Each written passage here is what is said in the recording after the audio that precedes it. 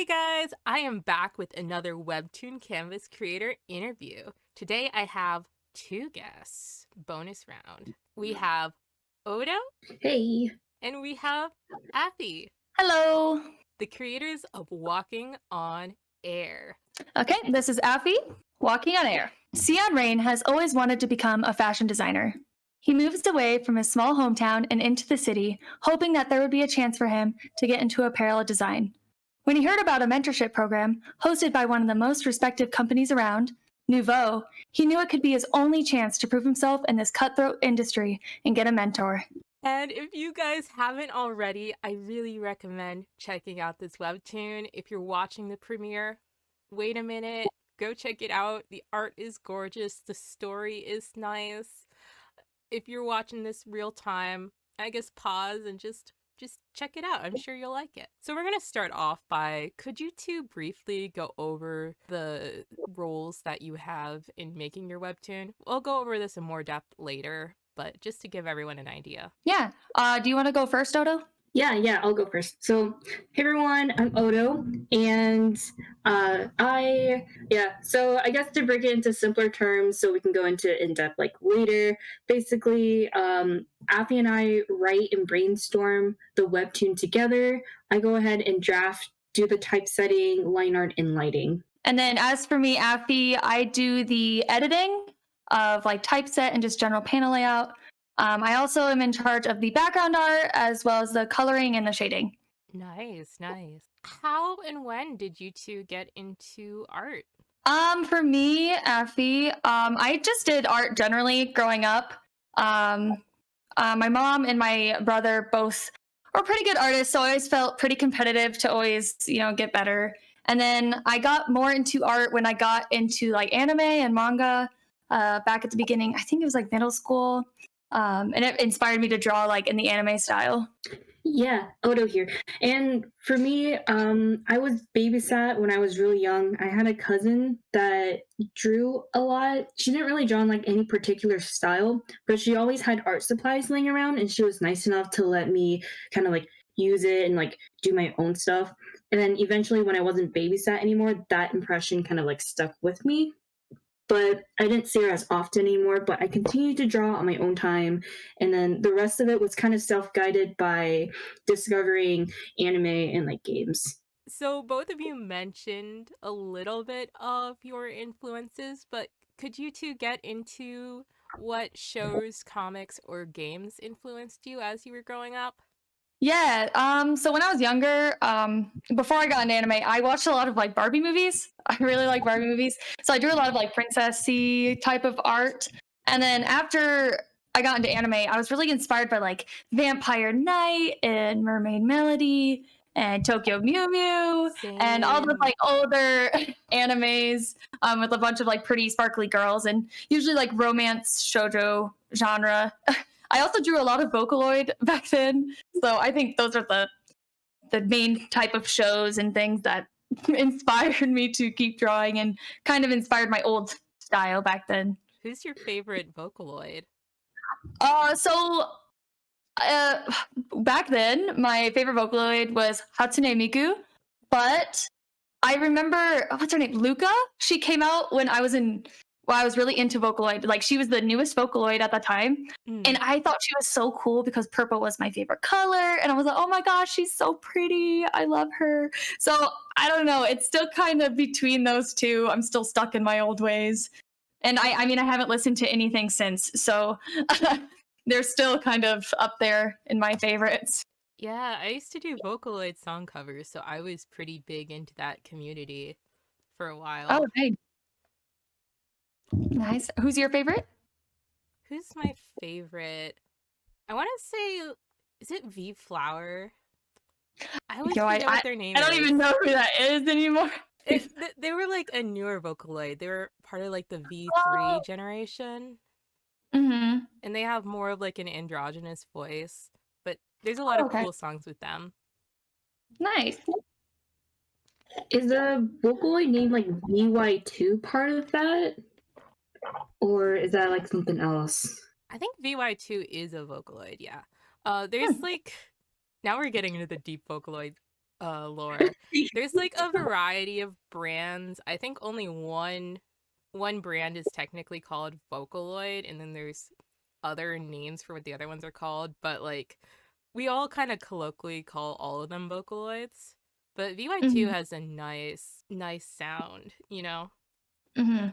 Yeah, I really liked VY2s, and like this was still like I guess like a while ago. I guess out of all of them, I think I was drawn most to VY2 just because I couldn't tell. I thought they were like a cover artist. That's how good their voice was. Mm. And there's a lot of producers that made a lot of very cool songs with VY2. Like there was this one that made a lot of like comedy-ish songs. I don't know. But there was one about like this like silly demon king, I think, with VY2 singing in it that I was super obsessed with. Hmm. Okay, wait, sorry. I'm still gonna talk about Vocaloid because it's like unearthing this like hidden chamber in my mind, in my memories. I guess on YouTube there was this like sing off that people had to like form groups and then they had to grab their own animators or something and had Oh to my produce like gosh.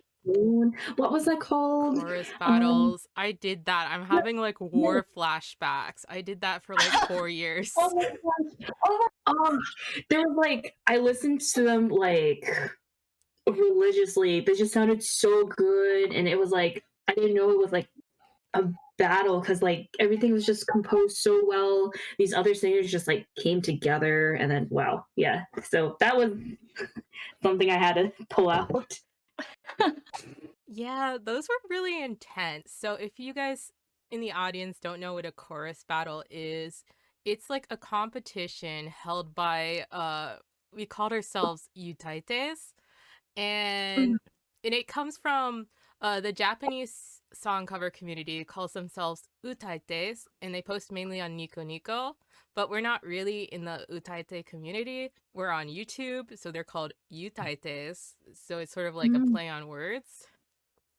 And so you Mhm. have about a month to a month and a half to get with this group and basically produce a really epic song cover.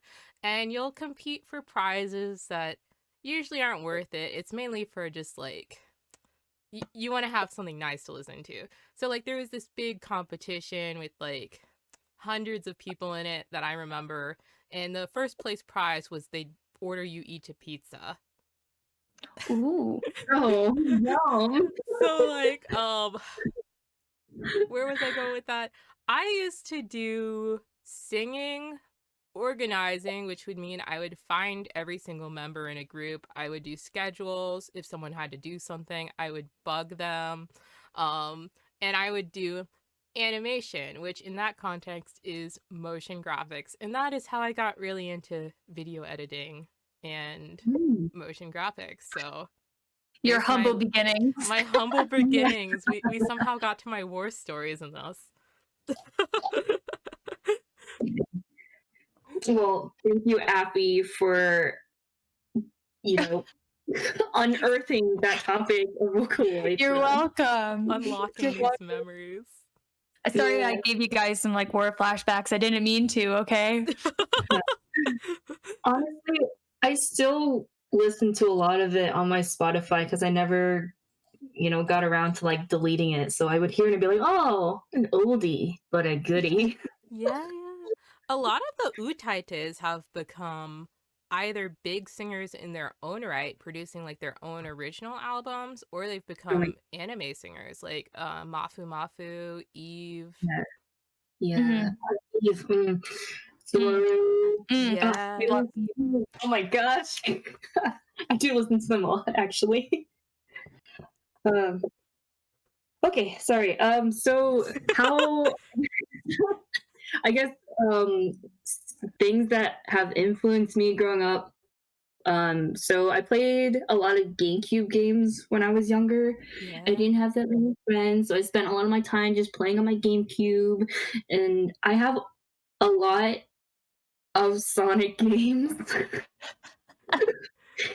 I have a lot of Sonic the Hedgehog games, and I don't know what it is about it. It was probably like Sonic the Hedgehog's like attitude that got me just like excited in general, I'll be like, oh my gosh, this person's just so like, he's so cool.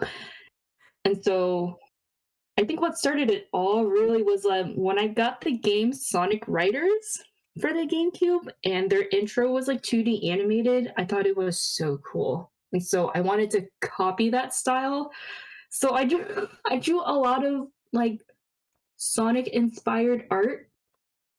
I like created my own OCs and like stuff like that, and then eventually, I think when I was like 10 or 11, I discovered Naruto.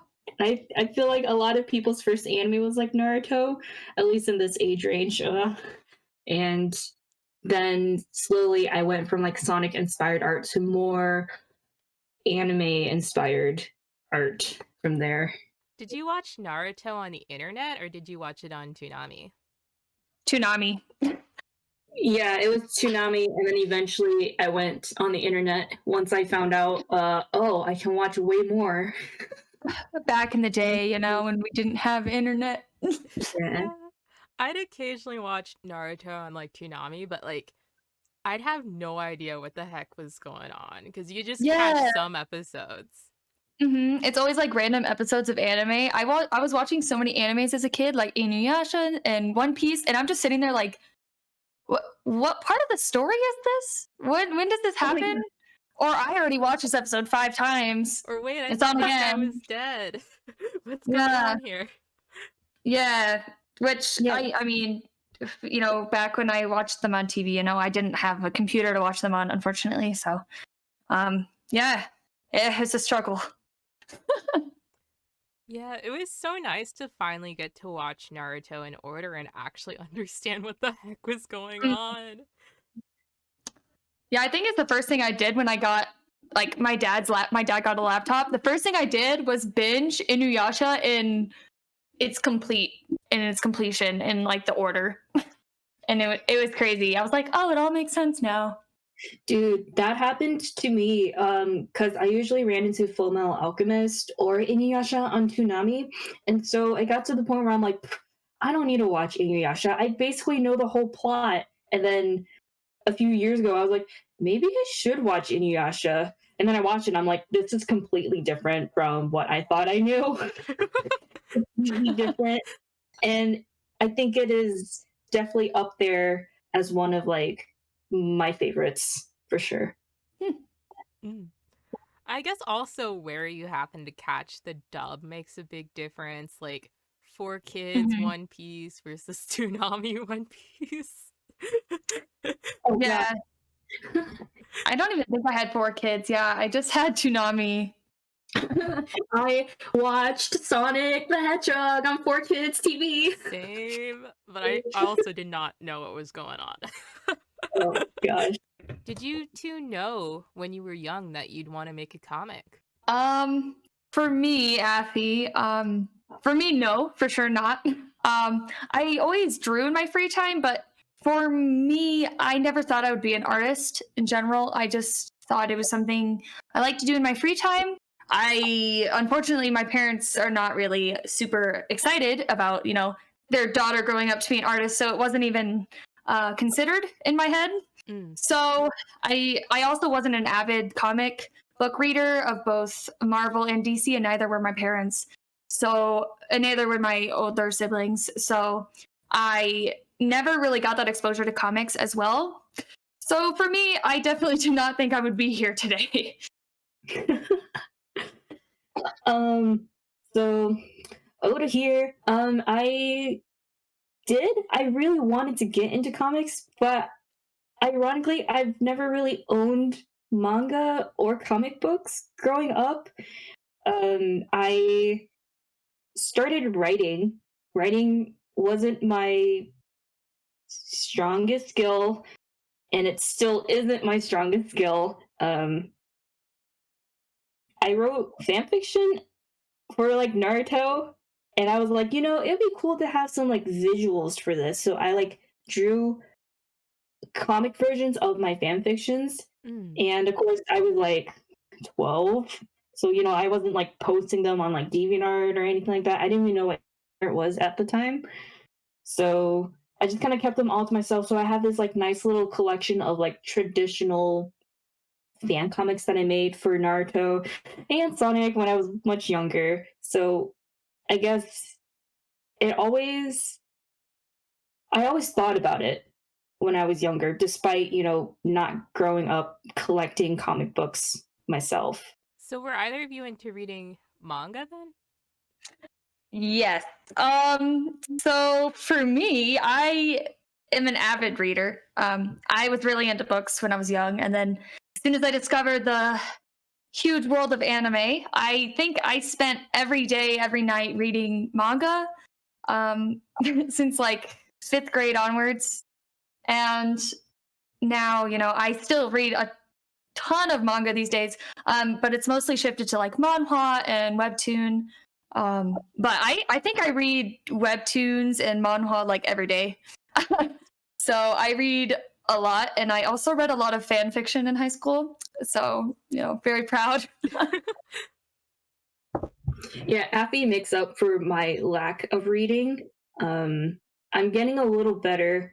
I just never had the urge to be like, oh, I need to sit down and read, because I was probably too busy thinking about like, what can I draw today? What should I draw? It's like hard for me to sit down and read when I just want to like move my hand and put something on paper. But I'm getting a little better. I am reading a lot more webtoons, manhwas, and like Asian American novels lately. So I think that's a win in my book. Yeah. So why don't you two tell me next a little bit more about your path towards being storytellers? Yeah, so for me, I've always enjoyed writing as a kid. So growing up, when I was like doodling and stuff, I also had notebooks filled with like stories. I always wrote like fantasy princess ones, as that was a huge inspiration for me. And then I also, in high school, middle school and high school, I wrote a lot of fanfics. Surprisingly, no anime ones. I actually wrote a bunch of K-pop fanfics back in the day. Yeah, they're pretty good, just saying. I also wrote a lot of like plays and satire works for my I was in advanced like English classes in high school, and I really, really enjoy English, and I really enjoy writing, even though I didn't go into that in college. So I really enjoy writing their story for our webtoon as well. But yeah, pretty much just writing in my free time. That is how I became a storyteller. I definitely wrote way more on paper when I was younger, and for some reason it always kept being the same story over and over, but in like I would like write a story and it would be over this one plot, and then I would stop writing it, and then I would get inspiration to write again like months later, but it would be the same story except I would like improve on some stuff, but I wouldn't go back to my first draft and make notes on it. I would just rewrite the whole thing over again, and I just did that a lot. Really weird now that I'm saying it out loud, because I never really noticed that. So writing again is not my strongest skill. So I always like to have another person at the table. So Affie, once again, making up for my lack of writing skills. Yay! The question I'm sure our audience here is all dying to know: how did you two meet each other? That's a good one. One word, right? Just one word. I know what word you're thinking about, Affie. What word? One word. When I count to 3, we should say it at the same time. No, I don't know what word you're talking about. Oh. Is it a drink? Yes. Oh, okay. Okay, we got it. We got it. You can edit that out or something. Oh. Okay. 1, 2, 3. Boba. Yeah. Yay. So wow. I'll start with the story. Gosh, I'm sorry for letting you down there. So we actually, I'm not even gonna start with that. Sorry. I went to a boba tea place at my the town where my university is. Was, I guess, because I don't go there anymore. I had already moved away because I graduated. So, but I came back to visit friends. And so we went to go get boba together. And there's a little wall where you can put sticky notes and little drawings on it. And while I was waiting for my order, I went over to the wall and I saw a little doodle of Odo's OC, and he was holding a bubble tea, and she linked her Instagram. And I was like, wow, I really like the art style. I'm just gonna follow her. So I followed her, that's it. Like, obviously I'm not gonna do anything. And then this chick messages me saying, oh, hi, thanks for the follow. And I was like, yeah. And we essentially found out because, she didn't know where I was following from. I told her I had found her in the boba place. And she's like, whoa, no way. Do you go to this university? I'm like, I did, but I graduated. I live here now. And she's like, no way. I graduated. I also live in the same city now that you do. And I'm like, oh, so we live in the same place. Yeah. And they're like, okay, let's just meet up. Why not? So yeah, we met up. And then that's how we met. The rest is history. Yeah, usually I recently, or in that timeline, I have graduated. I was working at a censored place.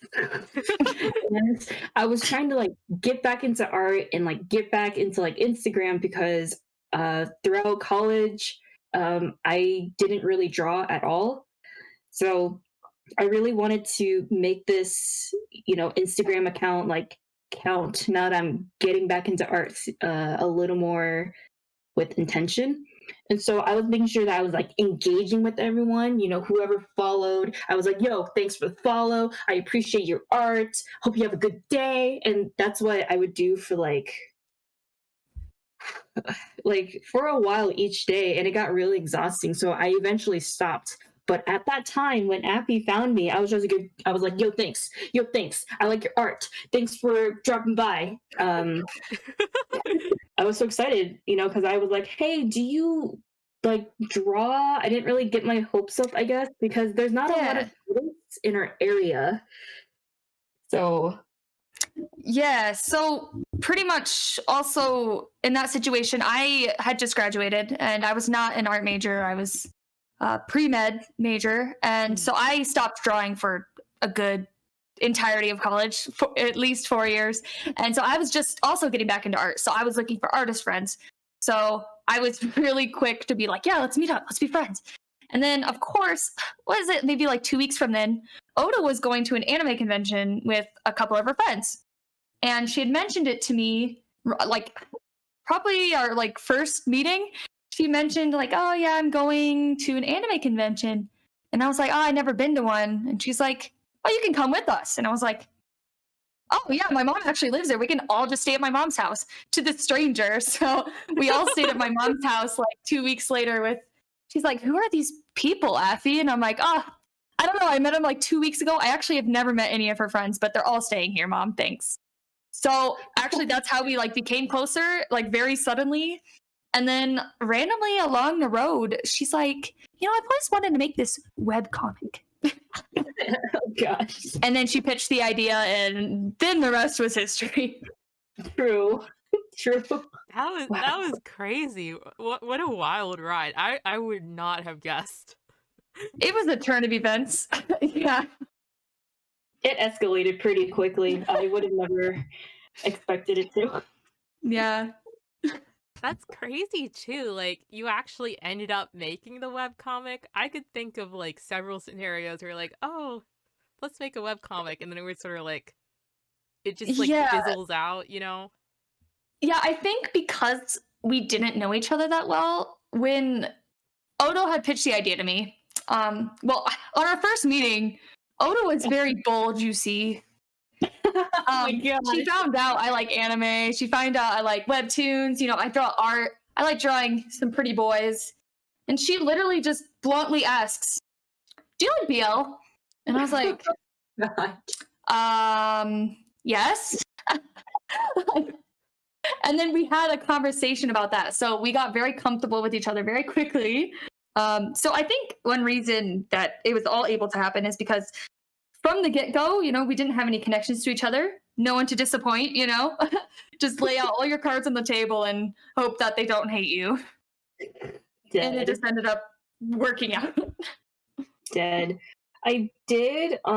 So even though I didn't do a lot of art during college, there were a few times where I had like a moment of like inspiration, and I actually did try to upload to Webtoon a few years ago with original series, and I revamped it. I went on hiatus. I revamped it again. I went on hiatus, and I think that story went on hiatus like 4 times. And so I've had like a little bit of experience uploading to Webtoon and like what they're expecting, what the format is like. And so I had like kind of like a good idea on how to like lay it out and just kind of like just lay out the road for a little bit for Affie and I to like walk on. So I think that helped make it like a little more comfortable approaching like the idea of working on this long-term project together. Mm-hmm. Yeah, it definitely helps out to know what you generally need to do, because it's really hard to divide out tasks when you don't even know what you're doing. For us, it's really important just to lay things on the table. So when we decided roles, we weren't getting hung up over it. And at the time, I was also just getting back into art. My art, to say the least, looked a lot different a year and a half ago. We only met like a year and a half ago. Yeah, it's only been a year and a half. Yeah. So we kind of jump started. And so when she kind of pitched the idea, I'm the type of person who kind of goes with the flow. I decided I don't want to go to medical school. I decided I want to go with the passion I've been having my whole life, even though my parents tell me not to. And so I was like, I want to go deep dive into art. So when she's like, I want to make a webtoon. Do you want to make it with me? Like, I like, LOL, haha. And I was like, yeah, let's do it. And we just started. Because I was like, I think a lot of our chances for working together is almost like YOLO. You know what I mean? Yeah. Like when you see an opportunity, just reach for it and just take it. You don't know if it's going to turn out well, but you wouldn't be, we wouldn't be where we are if we just didn't take a chance. So I think that's super important for us, is just laying things on the table, even if they're bad ideas, even if they're good. So you said that you two met like a year and a half ago? Yep. Was that the start of 2020? Sorry, end of 2019. We met in November, October, end of October, perhaps. Yeah, that was about a year and a half ago. I was like, did you guys meet right before the pandemic? Did the stars align? Yes, we did meet right before the pandemic. Yes. Yeah, we met mid-October, because then it was 2 weeks before the anime convention happened, and you're like, yeah, YOLO. I feel like our whole friendship is based around YOLOing. Great. Awesome. Yeah, that's not very good. How did you two first hear about Webtoon? So for me, as I was really into reading mangas and manhwas, as I stated before, I was also a K-pop fan, so I knew a lot about like Korean culture. So I knew that webtoons existed in Korea, and like webtoons were really popular in Korea, but I never knew that a Western version of the app had like came out. I knew of a lot of the popular ones, so I finally downloaded Webtoon. I think it was like late 2014, early 2015, to read Noblesse or Noblesse. I don't know how to pronounce it.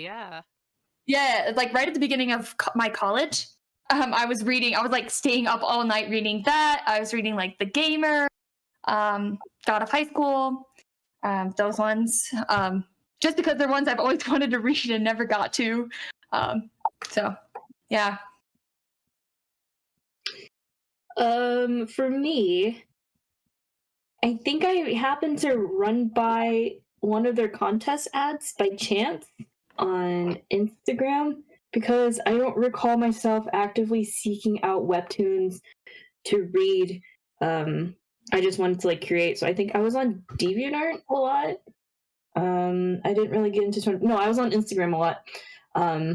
And I guess it was a sponsored, because I am a art account. Webtoons short story contest, I guess, came up on my timeline, and so I took a peek at it, and I tried to create something for the story, which ended up that story being revamped and going on hiatus like 4 times.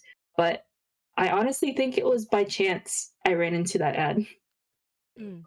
Was that the 2018 contest? Yeah, yep, it was the one in 2018, yeah. Now we're gonna jump into the tough questions. Oh boy. I have my like little tie on, my news anchor clipboard. Do they have clipboards anymore? Was that ever a thing? iPads? My news anchor iPad. iPad. How do you two think that Webtoon Canvas can improve? Oh, what a good question. So we post on both, Webtoon and Tapas. Is it Tapas or Tapas? I have no idea. Tapas. I think Yeah, it's tapas because like you tapas? tap. Oh, Tapas. Oh my gosh, that makes so much sense. Oh, I've been calling it Tapas this whole time with this. I mean, I think there's a food with the same name. There is. Yeah. Like There the is? Spanish. Yeah, tapas. What is Mm. Tapas? Food. You know what kind of food? I don't know, but whenever I Google it, it looks really good. It is really good. It is really So what you're telling me, Affie, is that we've been uploading our comic to a Spanish dish? Is that what you're saying? Yes. Okay. Yeah. Okay. Yes. Yeah, Spanish cuisine. That's what I thought. Yeah, they're kind of like snacky appetizer sort of deals. And Yeah. it makes sense. It's very, very clever. So yeah, sorry. Auto cropping feature would be nice, so I don't have to use a third party and have all these extra files laying around in my file explorer. I guess another way to curate fresher webtoons, because I know that they have the weekly hots for you on the app, but because it's based on like statistics, the ones who are like on weekly hot will probably always be on weekly hot. Yeah. Because the more exposure gets you more exposure, which then gets you more exposure, you're probably going to see on the weekly hots. So maybe find a way to curate based on their, I don't know, like upload time or something like that. Perhaps maybe another way to decorate your page when you upload your webtoons. Tapas? Rip. Question mark? Mark. The other site, which shall not be named, allows an optional banner for you, so that you can upload. That'll just make your page look really nice and finished and like professional, even depending on how you like create your banner. And so, because the only way you can get a banner is if you're working with Webtoon, and so I feel like people can get really creative if everyone's able to have a banner. They can really give their personal touch to it.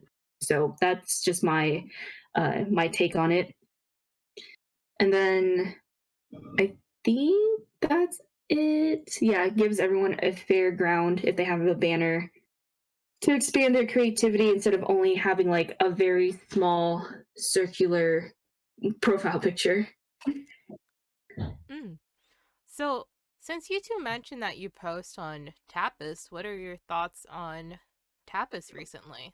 I think with our current experience with Tapas and the Tapas people on Tapas and Tapas team, it is like a smaller, platform, so we don't get as much, I guess, like viewership or like subscribers. However, I feel like they have a lot of opportunities on there for like ways that they can give back to small creators, like giving ink, and you can show ads at only 100 subs.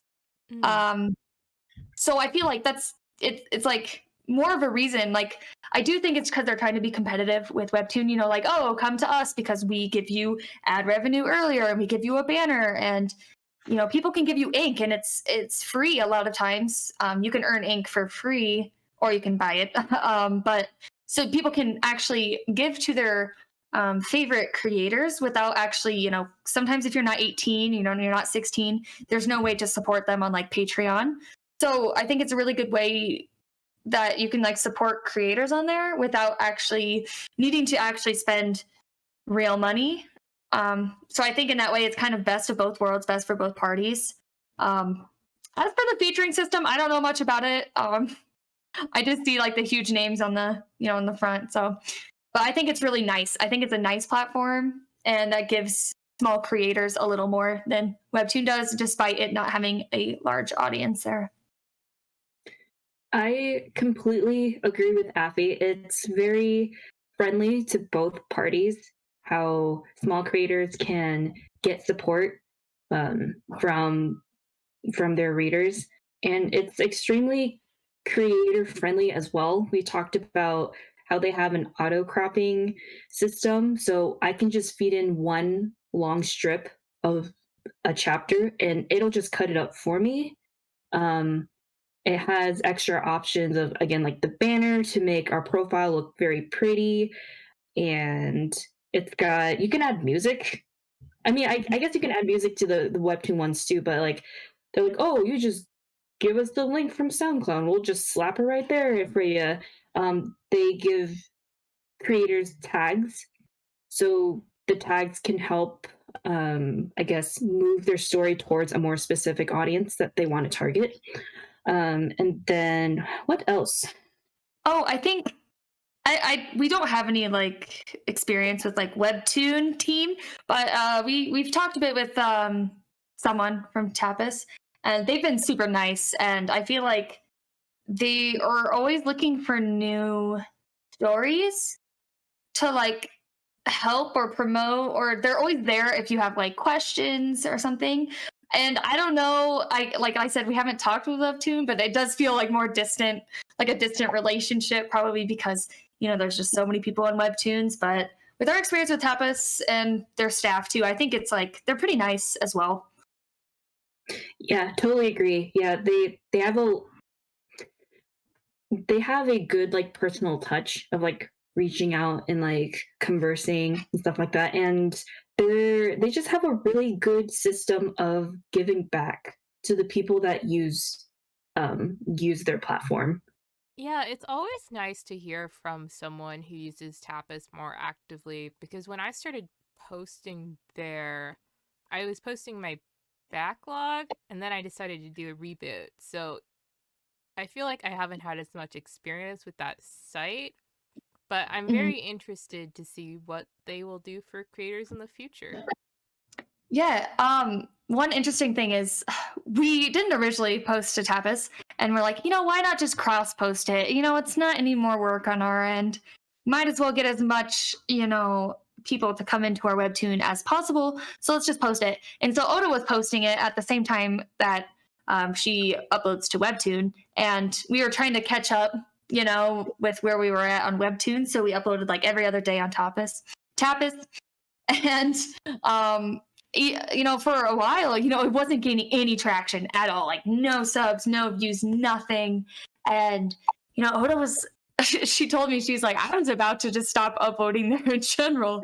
And that was until we got, I don't know, one day we got like 40 subs, and we're like, bro, never mind. Let's just keep it. And then from then on out, we've had better luck on Tapas. Of course, it's our number for Tapas is very different from our number for Webtoon, but it's like, it's to be expected just because the audience is, very small on Tapas. So I think we have like 400 subs or something, which I think is awesome for Tapas. So that's 400 more people who see our story. So that's good enough for me.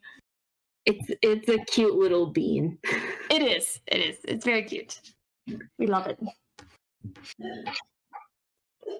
So back to Webtoon a bit. What do you two enjoy about Webtoon, or not even Webtoon, like just the current webcomic movement in general? I think it's nice that one, it's so easily like available to like anyone who wants to upload a Webtoon. Of course, they have to, crop it and do all that stuff that we talked about. But I do think it's nice how any artist has the opportunity to upload anything they want, any story they want. in that there's a specific platform for it, so they're not just uploading it to like Instagram or something. And through the app, people can find it and people can read it. And I think that's really cool because, I know a lot of people who read like me, they read mangas, they read webtoons, they read manhwas, and they're like, oh, I'd love to do that, but I don't know how. Well, I think now that this exists, it makes it super easy for anyone to actually be able to do that if that is what they want to do, Yep, 100%. I think I would have to agree that Webtoon does provide a lot of resources for aspiring creators. I know they have like videos on their website for people to teach people how to get started, what they're expecting, and stuff like that. I like the possibility for engagement between like the author and like the audience during like each episode. And because Webtoon is a niche just for webcomics, it helps bring people with the same interests together. Compared to, if you tried uploading your comics on like DeviantArt is such a broad platform. It's hard to try to find people who like the same stuff as you do. But on Webtoons, that the people who are commenting on this chapter that you're reading or that you're creating, they are liking the same topics as you do. And I think that's also very comforting in a way, to be able to, I guess, find your people like that. Where would you two like to see the webcomic industry or just the community in general go in the future? For me, I know it's a norm in many countries in Eastern Asia, like Korea, as previously mentioned, where people it's very casual to read webtoons, very a norm for anyone, boys, girls, all ages to read webtoons. And I do feel like when it becomes more the norm here, I think that'll be nice, so no one's really asking you what the heck a webtoon is. So I would like it to spread positively in that way and, and have a good track record, not, be known as something like weird. And I also think it would be cool, once it becomes more popular, that people can aspire for like a career in webtoons, whether it's a creator or like an editor. I think that'd be really cool just to have that added to like the career list of possible careers that young artists and, of any sort can go into. Yeah, I think this is kind of like a great turning point for all the people who are like, you can't make money with art. It's like this opens up the opportunities of being a writer, being an artist, being an editor to be more, I guess, like more common job opportunities than what it used to be like in the past. For example, like nobody thought YouTube was going to be a job, and then it grew, and now we have people just making a living or two off of YouTube. So I'm excited where it's going right now. There's been a recent surge of like adaptations. Like it was really cool to see True Beauty get like a K-drama series, God of High School. Wait. Yeah. Yes? Yeah. Yeah, sorry. And then Tower of God and like all those like very recently. And they're being picked up by like good animation studios, and it just, I think, really inspires people who are going into webcomics to be like, you don't have to you can do it like on your own terms. There's no really right path for you to like, these people who made these webcomics, they probably did it on like a whim too, for all we know. So like it kind of shows that anything is really possible. I also think. Oh, you want to mention? I guess like I hope to see the webcomic industry be like more common, and for them to have like more presence in anime conventions throughout the country too. Yeah. Yeah, that's it. Mm-hmm. So if you guys are listening, be sure to comment whether or not you'd enjoy working with a partner on creating your webtoon. So for our next segment, we are going to talk about working together. I thought now would be the perfect time for you two to go over your roles in creating the webcomic in a bit more detail. All right. Yeah. So, All right. Should I start? Yeah, I mean, if you want to go ahead. Okay. So our process we like to describe our process as hot potatoing. And this is exactly why we call it hot potatoing. So, first, we write the script or we plan out the story together. All right. And so now that we have the script and an idea of what's going to happen in like a chapter, I go ahead and I draft. I try to think of like possible perspectives,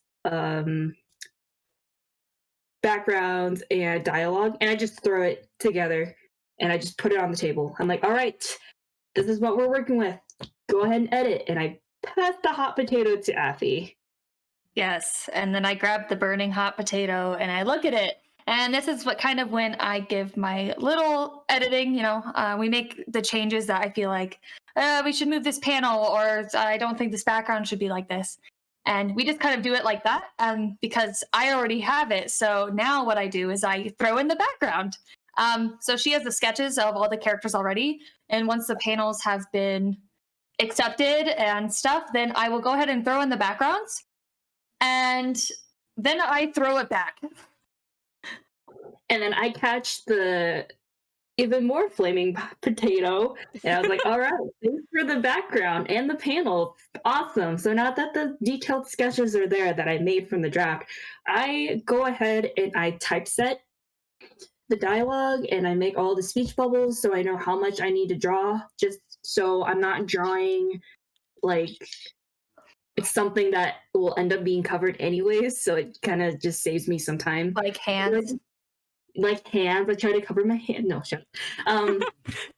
I do the typesetting. I get the speech bubbles done. I'm like, okay, that's done. I go ahead and I line art the characters and all that kind of stuff. And once I'm done with line ironing, I chuck it back to Affie. And then, of course, I catch it. And what I do is I do all the flat colors, and then I do all the shading.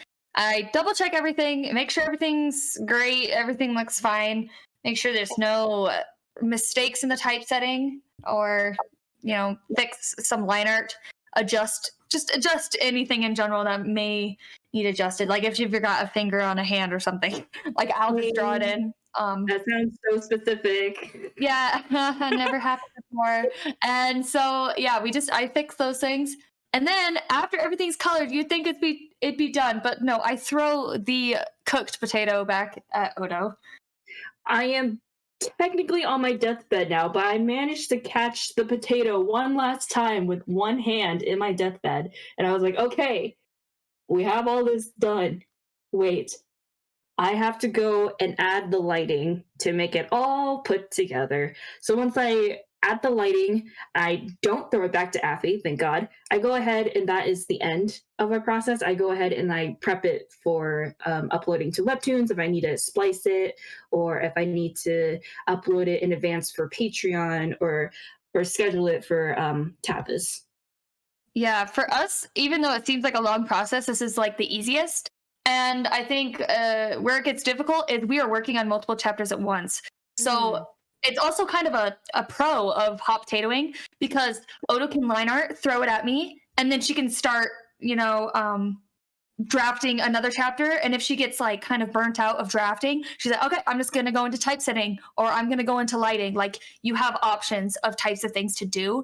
You're not like, okay, I need to line, I need to color, I need to light and typeset, and then post, So it's kind of like you have options, and then we hot potato them around, and sometimes the chapters get really confusing. I'm like, are we working on chapter 13 or chapter 9? I don't remember. Or was it 21? So there it gets confusing, but it kind of keeps it fresh. And it's just how we've worked it out to be the fastest way between us, even though it sounds confusing. Dude, my fear is that I accidentally prep a chapter that's like 10 weeks in advance, and it's scheduled and uploads, and people are like, what is going on?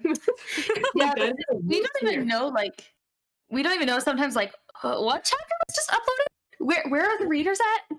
Oh, they're only there. Oh, okay, we're good. Okay. Yeah, because sometimes we get confused about where people are at, because after we've written the whole story, we're way ahead in drafts, so we don't even know where we're at, like, in uploading sometimes. Yeah, that's definitely something that I notice too when I get ahead on things. Sometimes I have to go back and check, like, especially for like the podcast or YouTube stuff. People might ask me questions about the video, and I'm like, I, I honestly don't remember what this video is about.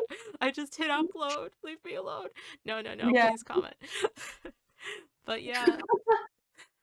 So, what software do you two use then? So I use Procreate. Odo uses Clip Studio. And then together we use like Google Drive to change the files because Procreate can download as a Photoshop file. So, and Clip Studio and Procreate both can work with Photoshop files, so we can keep the layers intact, and that's kind of how we hot potato it to each other. Yeah. I guess another like helpful resource we added onto, in addition to Google Drive, was actually a Discord server for our work stuff, either to save references, stock photos, or to just kind of it's basically like a resource server that we have, and we found it really helpful. We archive our art there because you never know what could happen if something were to happen to your device, like water damage to an iPad, yeah, and you lose everything. Yeah, weird. That sounds really specific. Yeah. So we do that. We make sure to archive our work. We make sure to back up all of our work. All the chapters that I work on, they're backed up on OneDrive. So nothing of Walking on Air is attached to my Surface locally, just in case if it decides to like die on me, I can still access the files on OneDrive on another device. So just like safety precautions, just thinking worst scenario ever. Yeah, it's also, our Discord is also where we do a lot of like, this is coming from like some STEM majors, we're very analytical. We always research on how can we promote our webtoon better? How can we, what people are doing it better than us in the same genre, and why are they doing better? And so we have Discord servers, like all of that in this like server. We have statistics, we have all of that, and we also have like dumb stuff too, like a memes folder. But so it's there's a large range of stuff there. But yeah, I think that's like a really important like thing that we use that keeps us like track. Like we even keep to-do lists there, we keep schedules there, we keep everything there.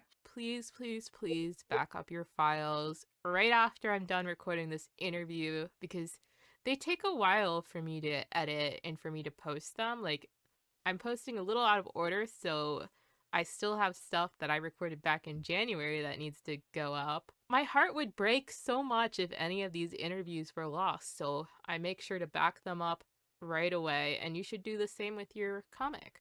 Yeah, I mean, just ask Affie, right? Can you hear the sound of her heart? Yeah, I mean, quick example, I did all of my art on Procreate, and my whatever the thing is for Apple to backup, it was my fiance's iPad, so I didn't want to fill up his cloud storage, so I didn't put anything on cloud. And all of my art from the past year, I got a new iPad in January. The whole first year of my art journey from beginning to then, all gone. I didn't have like a single art saved. All of my work in progresses, everything was gone. So back up your work, guys. A moment of silence. Yeah, that's the worst feeling. Like, I've had a computer die on me before, and I lost all of the song covers that I was working on. Or just, I guess, now that I think about it too, because I haven't gone back and looked for it, a lot of my like art from when I was first starting out was on that computer. So I guess I still have a couple of the pieces, but most of that's gone too. So something I didn't really have in the outline, but you two sort of hit on this a little bit. So I was wondering if you guys have any like marketing advice, or even like keeping track of analytics. You can be like as specific or vague if you want to. You can keep part of your secret formula, but it's helpful. Yeah, so we're super like open about like how we market and what goes on. We try to be, because we really want other people, to be able to like learn, and we we use other resources as well that people share. So I think the first thing that we do is, before we made the webtoon was about, a year in the making. We grew social media accounts. So a lot of like people that have people come over, like an audience, a lot of times they have pretty big social media accounts. So I worked really hard. Odo worked really hard. We're both working on many projects at once, and we made sure to try to grow a following. So, and kind of like show them the process. Like, we are making a webtoon. Look at us. This is the process, and kind of get them interested over a year time. So when the webtoon did release, we were able to share it with our followers and our online mutuals, and they were able to share it amongst their mutuals. Another thing that we did that Odo knows more about than I is sharing on groups. So Odo, if you want to talk about that.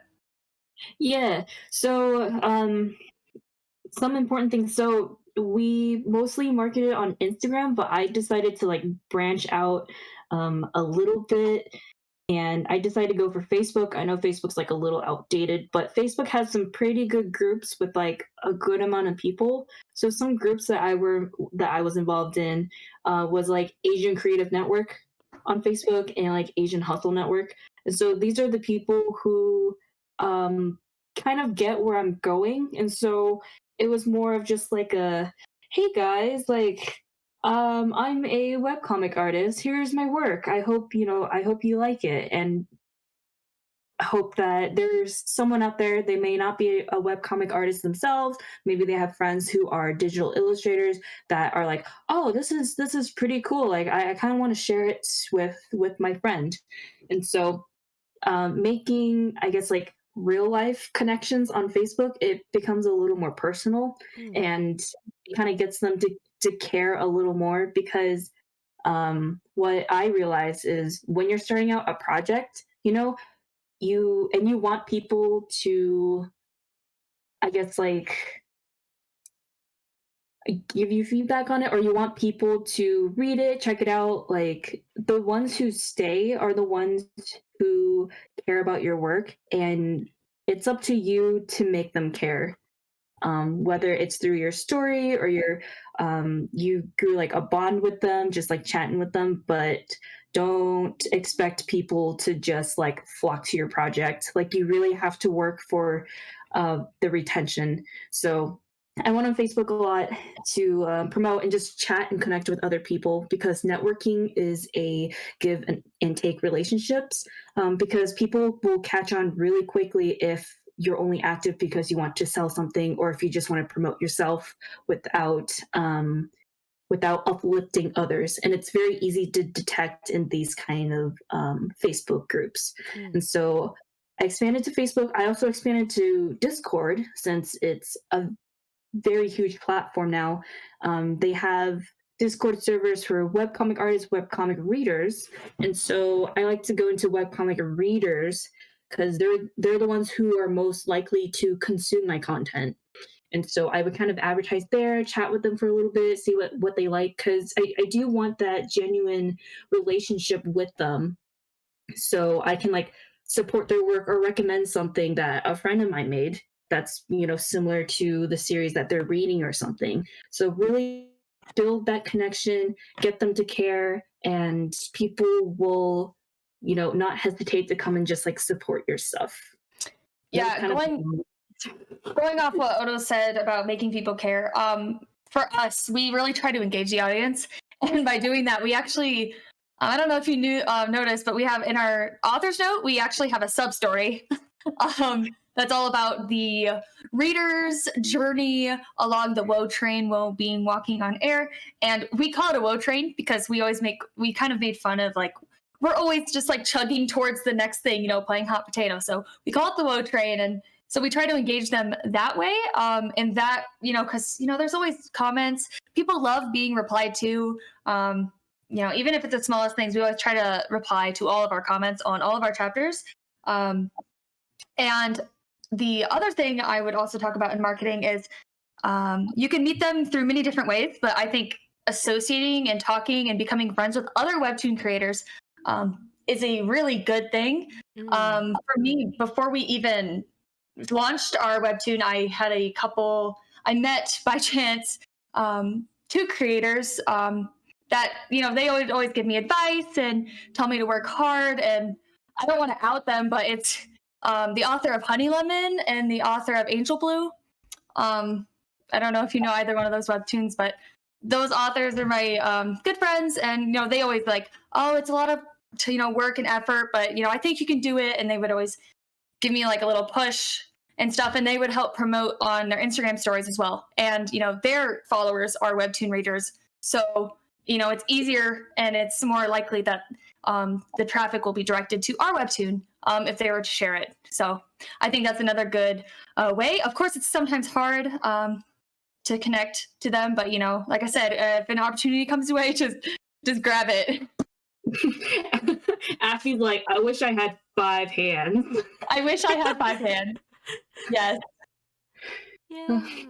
I guess something to point out too that you two noted, but like being genuine is something that's super duper underrated and very, very much appreciated in this community. Like, you can just go up and approach people without having a comic. And if you're genuine about it, people will talk to you. Like, I've met several people that maybe we're not like the closest friends, but like we chat, we hang out, we've even done like videos or whatever.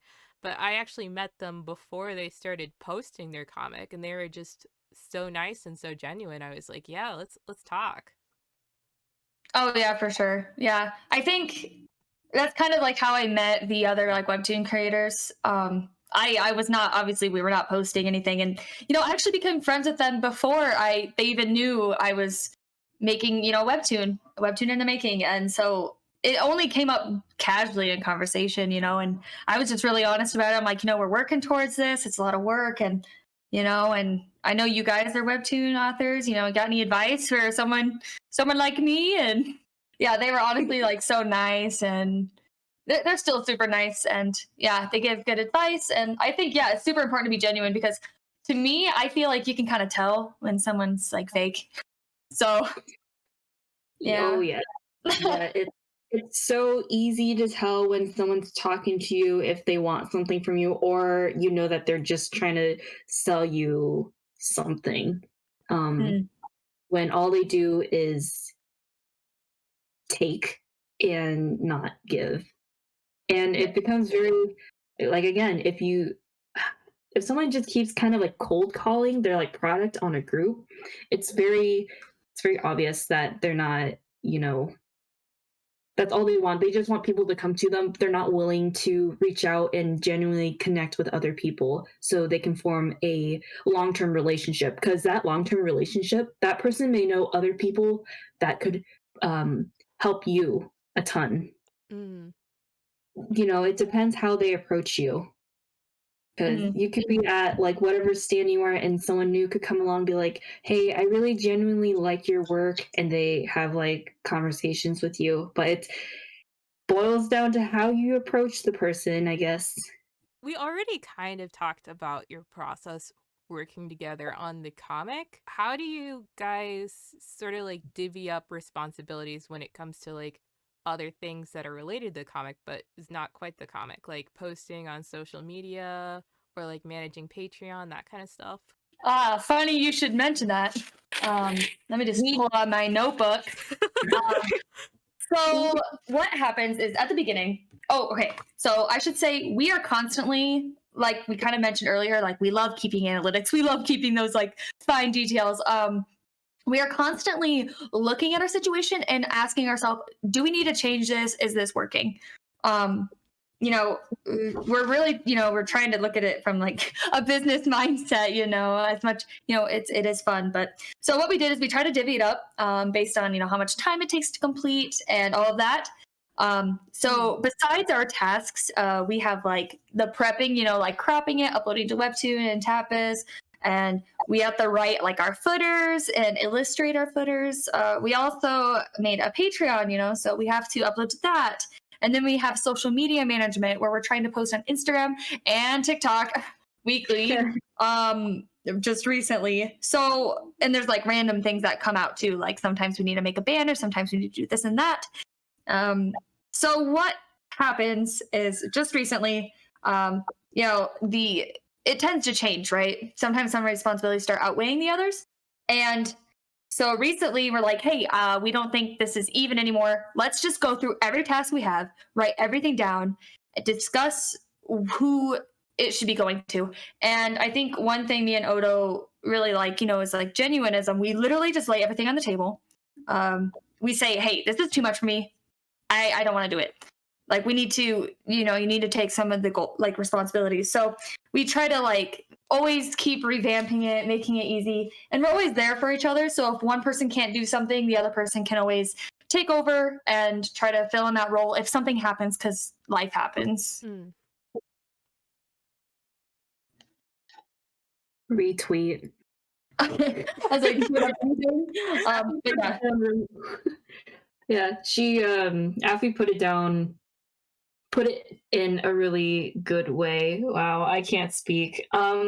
She pretty much hit all the points of what we did, because we recently just redelegated tasks. We were noticing kind of like not as much growth, and so we got together. We're like, okay, so how can we increase like exposure? And so we talked about social media management, and then we laid everything out on paper so I can physically see it. I like having it in front of me. If we feel like there's a problem area, you know, if we have like a problem area in Patreon, it's like, okay, let's sit down. How can we grow our Patreon? What are we doing now? Why do we think that it's not working? And be honest about why you don't think this is working.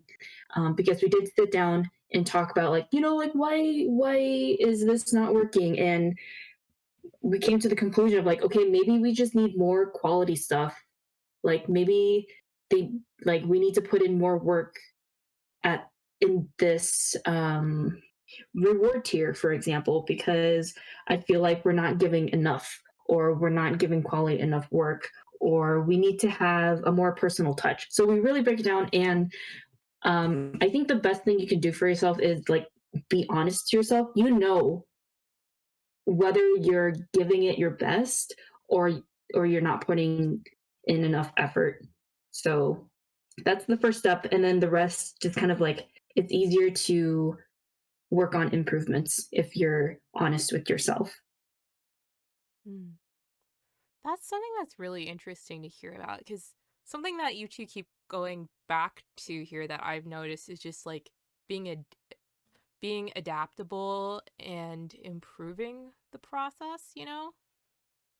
Which I don't think enough people quite articulate into their own lives. Maybe that's what they want, but they're not perhaps as focused on really understanding that because they're working by themselves. I think one reason, you know, we think it's so important is for maybe like for Odo, you know, she has experience, you know, with a story, hiatus, and then revamp, hiatus, revamp.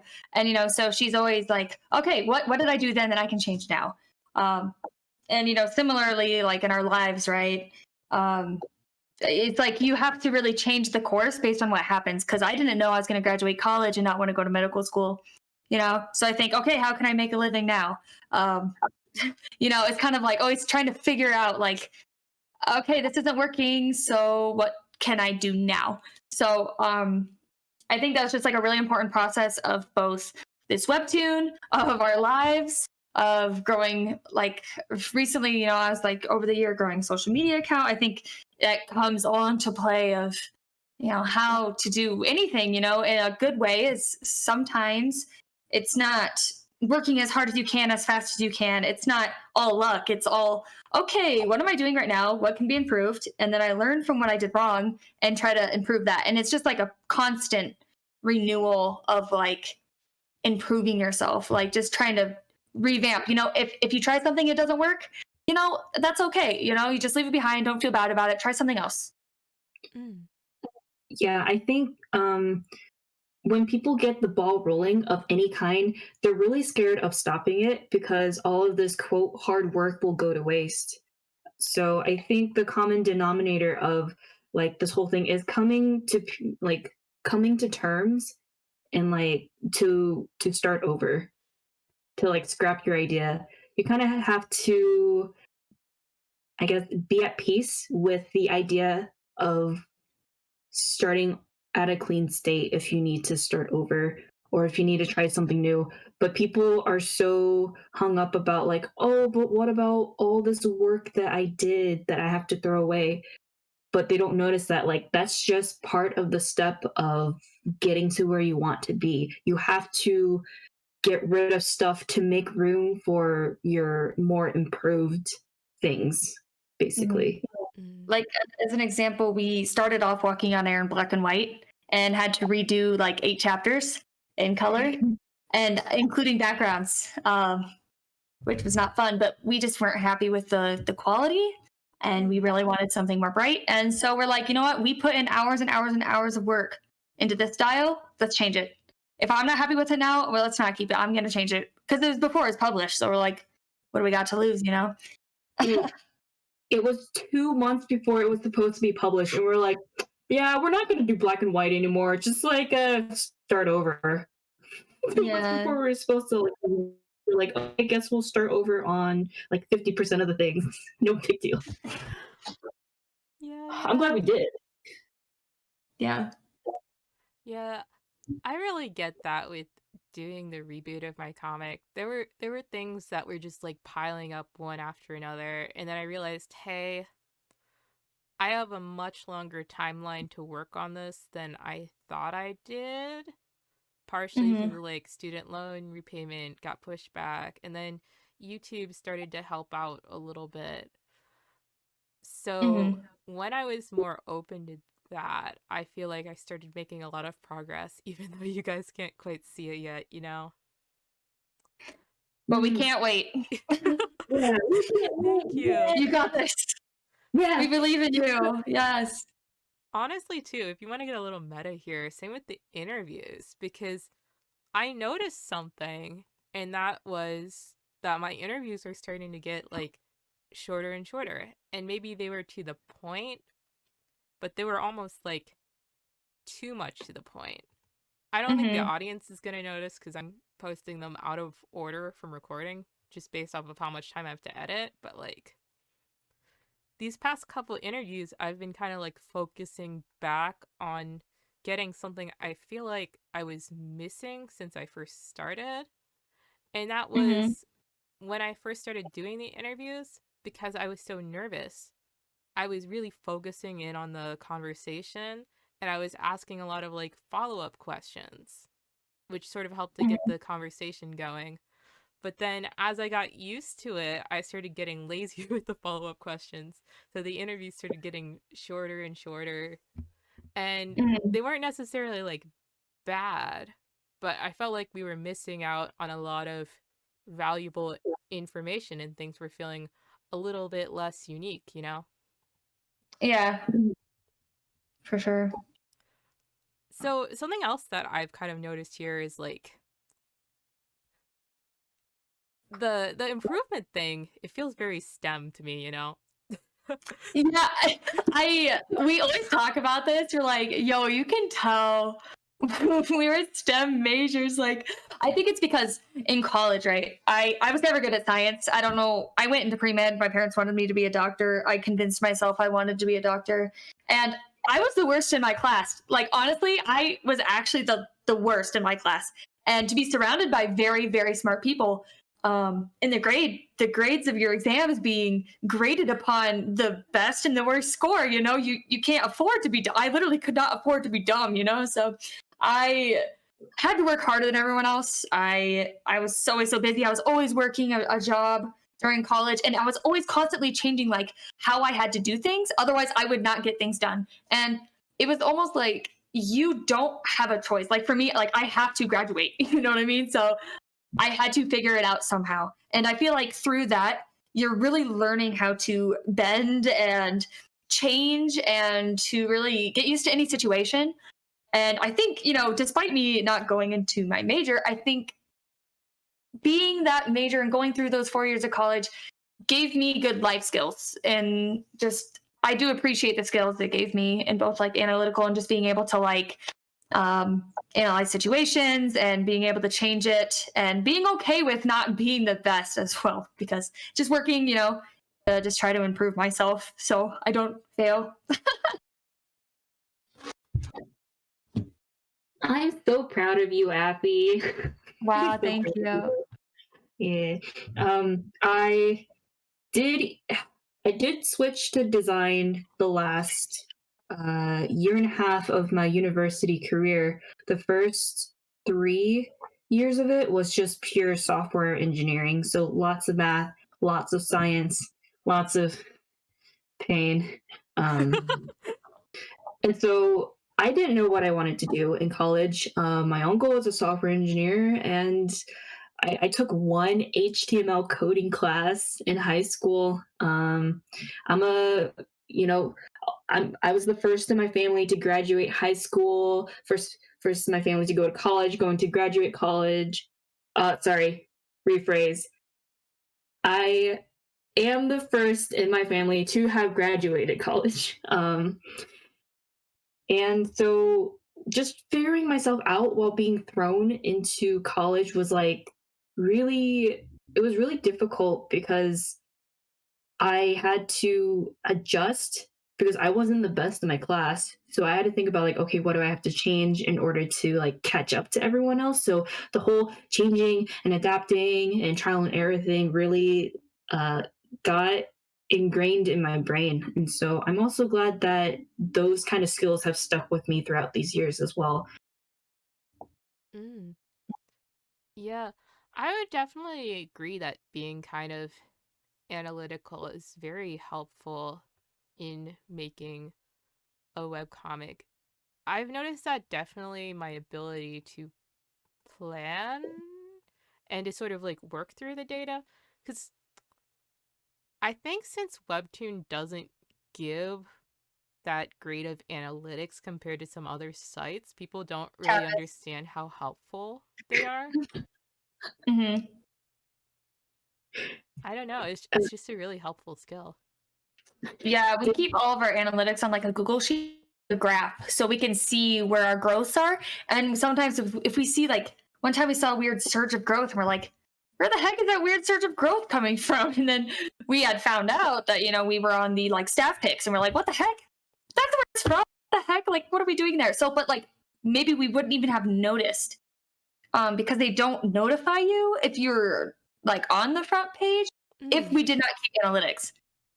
We would have been like, oh, when did we go up in subs? Like, when did that happen? Like we might have missed it entirely. So we do like seeing the trend lines, and we keep it just in case if we ever do anything where we need to reference it, if we're showing it to someone or just for our own, like, remember the humble days or something, So we like watching the charts grow slowly but surely.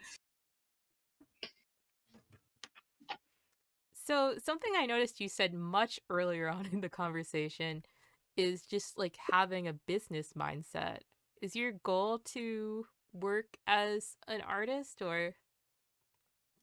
Yeah, so I'll speak for myself first. I was so angry after going to school and not being able to be an artist and just to end up an artist. But my goal is to not work in an office. I've done it my whole life since I was 15. I've been working straight, and I'm 23 now, and I've worked so hard since then. That's a whole another can of worms. But I was like, I finally just want to do what I want to do. I want to do what I love, and I love traveling too. So I want to be flexible and be able to do what I love while traveling. And that is my biggest goal in life. So whether it is like teaching people things, I enjoy teaching, I enjoy art, I enjoy comic making, that content creating. I would rather. My ultimate goal is that, and luckily I'm in a situation where I can focus on that as my future career and work towards that. But yeah, that's my ultimate goal, which is why I treat it like a hobby. What's that saying? Oh, if you treat it as a hobby, it will pay as a hobby, and if you treat it as a business, it will pay as a business. Yeah. Yeah, that's kind of like the compromise because, you hear people say, do what you love and you'll never work a day in your life. And it depends. I'm passionate, so I digress. Know that if you do what you love, you will work way more than if you were to work a typical office job.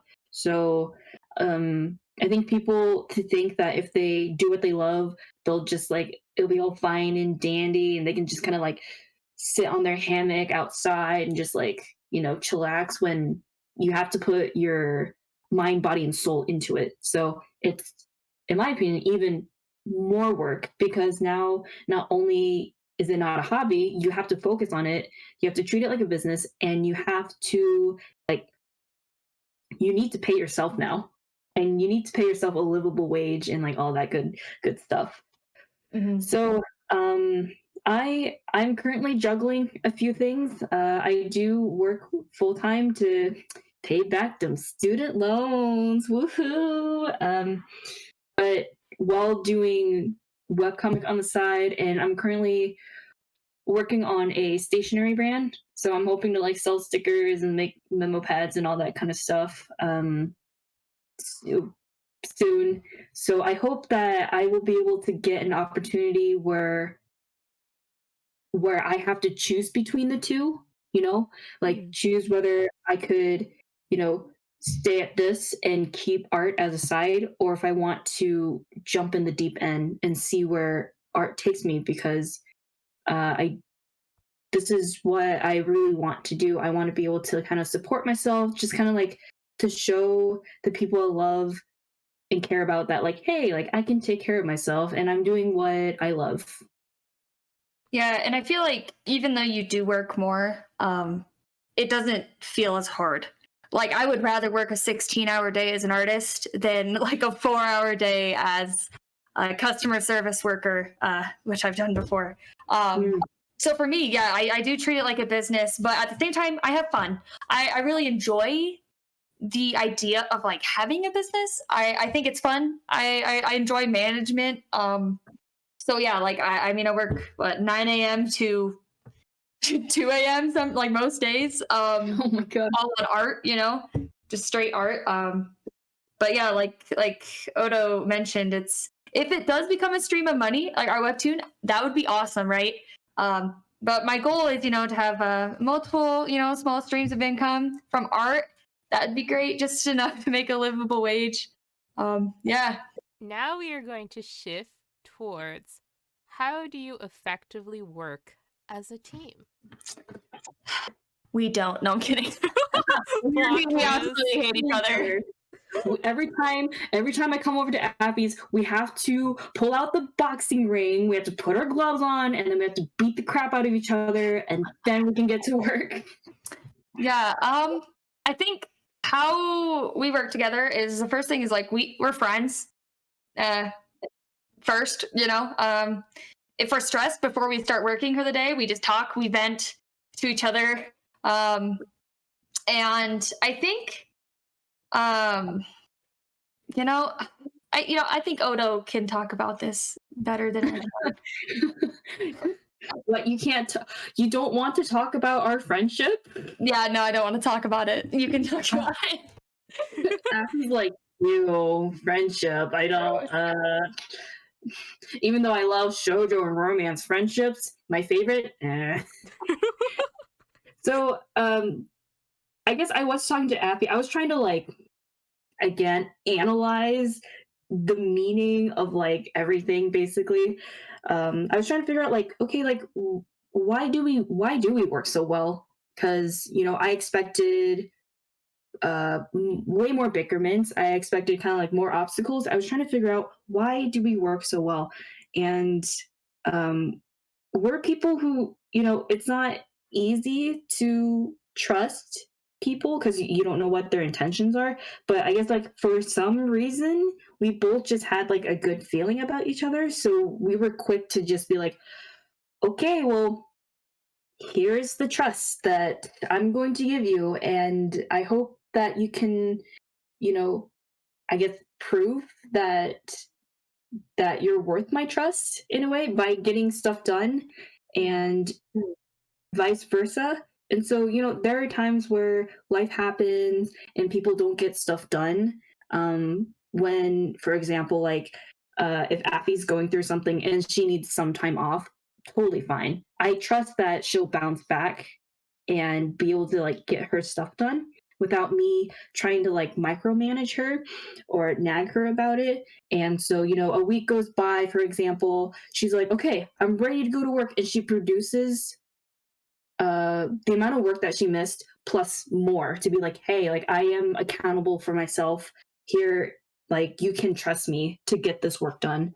And I hope that, you can do the same for me if, etc. that happens. So there's been a lot of instances where it's happened to both of us where we kind of proved that we were worth the trust. And so I don't really have any worries if something like that happens again. So another good thing is that we always have to make sure that we're working as a team. We're working towards common goals that we're working towards together and we're both on a ship. If one of us is not putting in the work, the ship is going to take both of us down. And I guess this might be something for this might be a thing for like both of us, but like we hate hindering other people, whether it's due to like a lack of communication or like due to like our incompetence. Like I would hate to have affected Affie's workflow because I didn't get my stuff done on time. So I guess we just care a lot about other people's schedule enough to be like, okay, like I don't want to be responsible for having this, not giving Affie her work when she was supposed to get her work, etc. and stuff like that. Mm-hmm. Yeah, I think another thing that helps us work together very well is like we always keep mentioning, being genuine. I think our relationship started off very genuine when Odo asked me if I like BL, So what we do is we lay everything out on the table, and I think sometimes you're scared to mention something. Like sometimes you feel super stressed, you feel super overloaded with work, and you have a partner, and you're like, oh God, I don't know what to do. I don't know how to tell them. What we do is we just we do it once. We just tell them like, hey, I'm just going to be open with you, honest with you. This is how it is. Because like she said, if one of us goes down, the whole ship is sinking. So we need to make sure it's a 2-person project. And so we always lay everything out on the table, whether it's, oh, I'm not feeling good. I need a mental health day. I need to take the day off.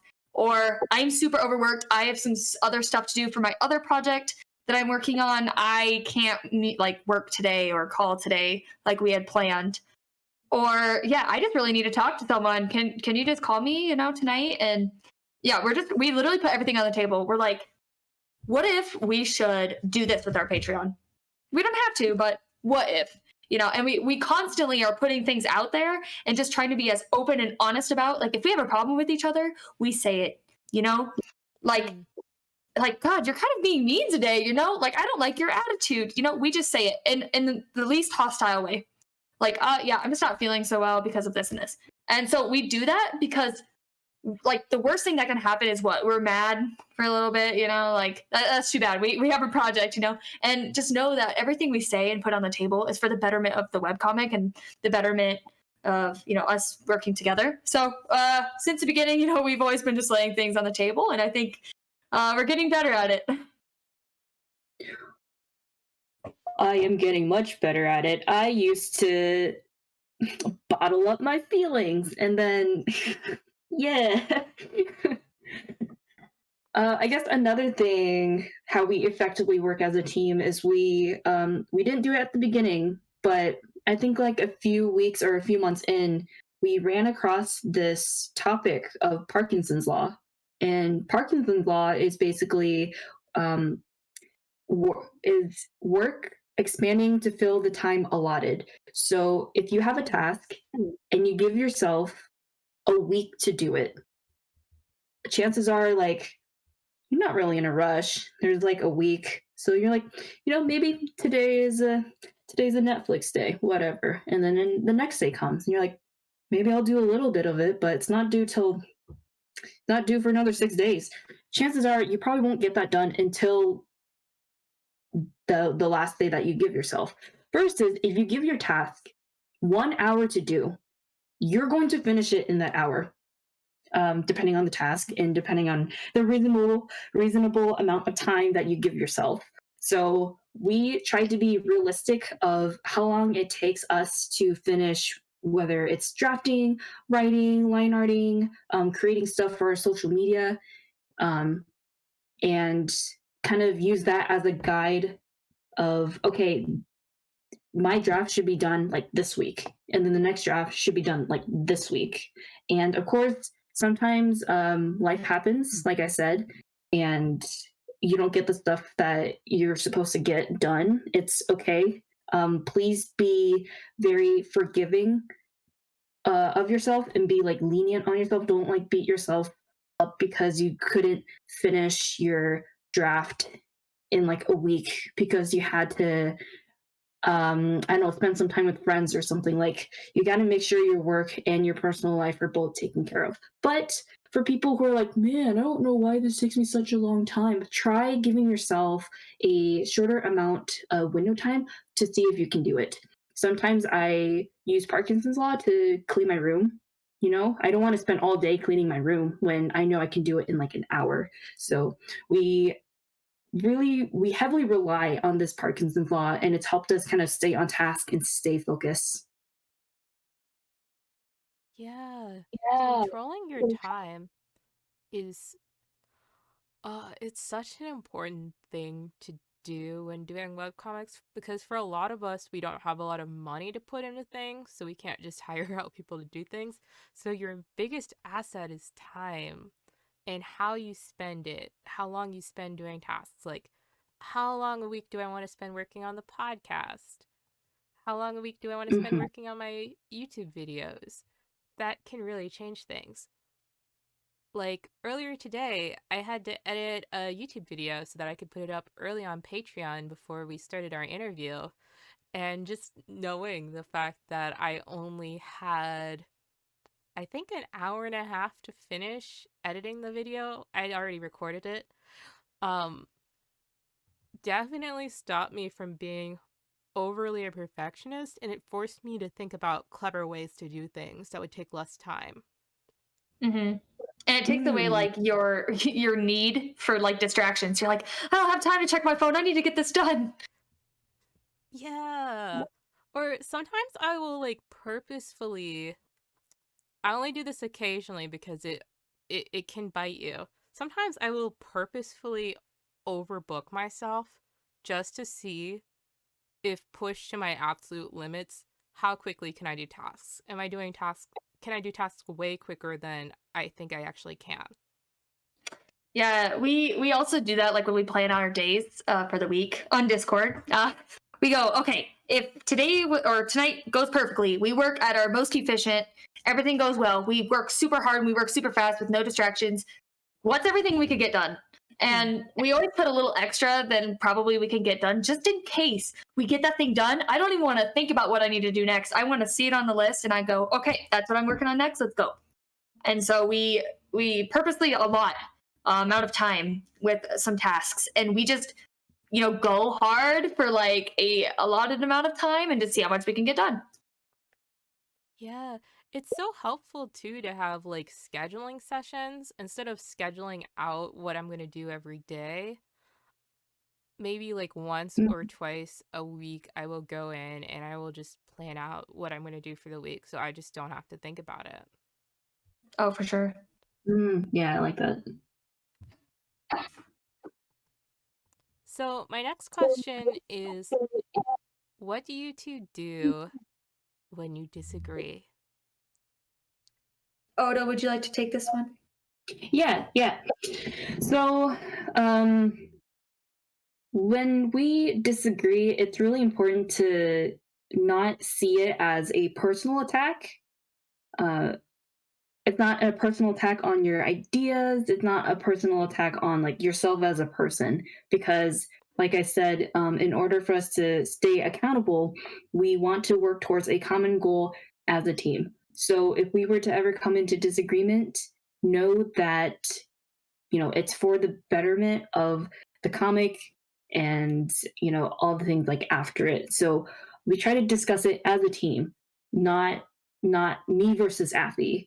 So we want to imagine it as, okay, Affie and Odo versus disagreement. Okay, like what can we change about this that would satisfy both of our standards? And so we talk about it at a very like objective point, instead of like we leave all the feelings off, we leave all the attachments to the ideas off, and we try to look at it from like a very logical sense. And I think that comes from, again, us being a STEM major and like analyzing stuff. So I think that's helped us actually avoid disagreements, because sometimes they don't even feel like disagreements. Because sometimes I would be like, okay, like Affie, here's an idea, and she's like, oh, nice. Here, how about we add this onto it to make it this? And I'd be like, oh yeah, that's totally fine. So she technically, didn't agree with my idea, but she went and put her 2 cents in, and it has like, it has more benefit than it did when I first presented it. Mm-hmm. Agree. And I guess this is off topic, but the seeing it as like you and your partner versus the problem instead of you versus your partner, like it helps the mind so much when you approach problems in relationships, friendships, like any sort of ships. Yeah, that's super helpful.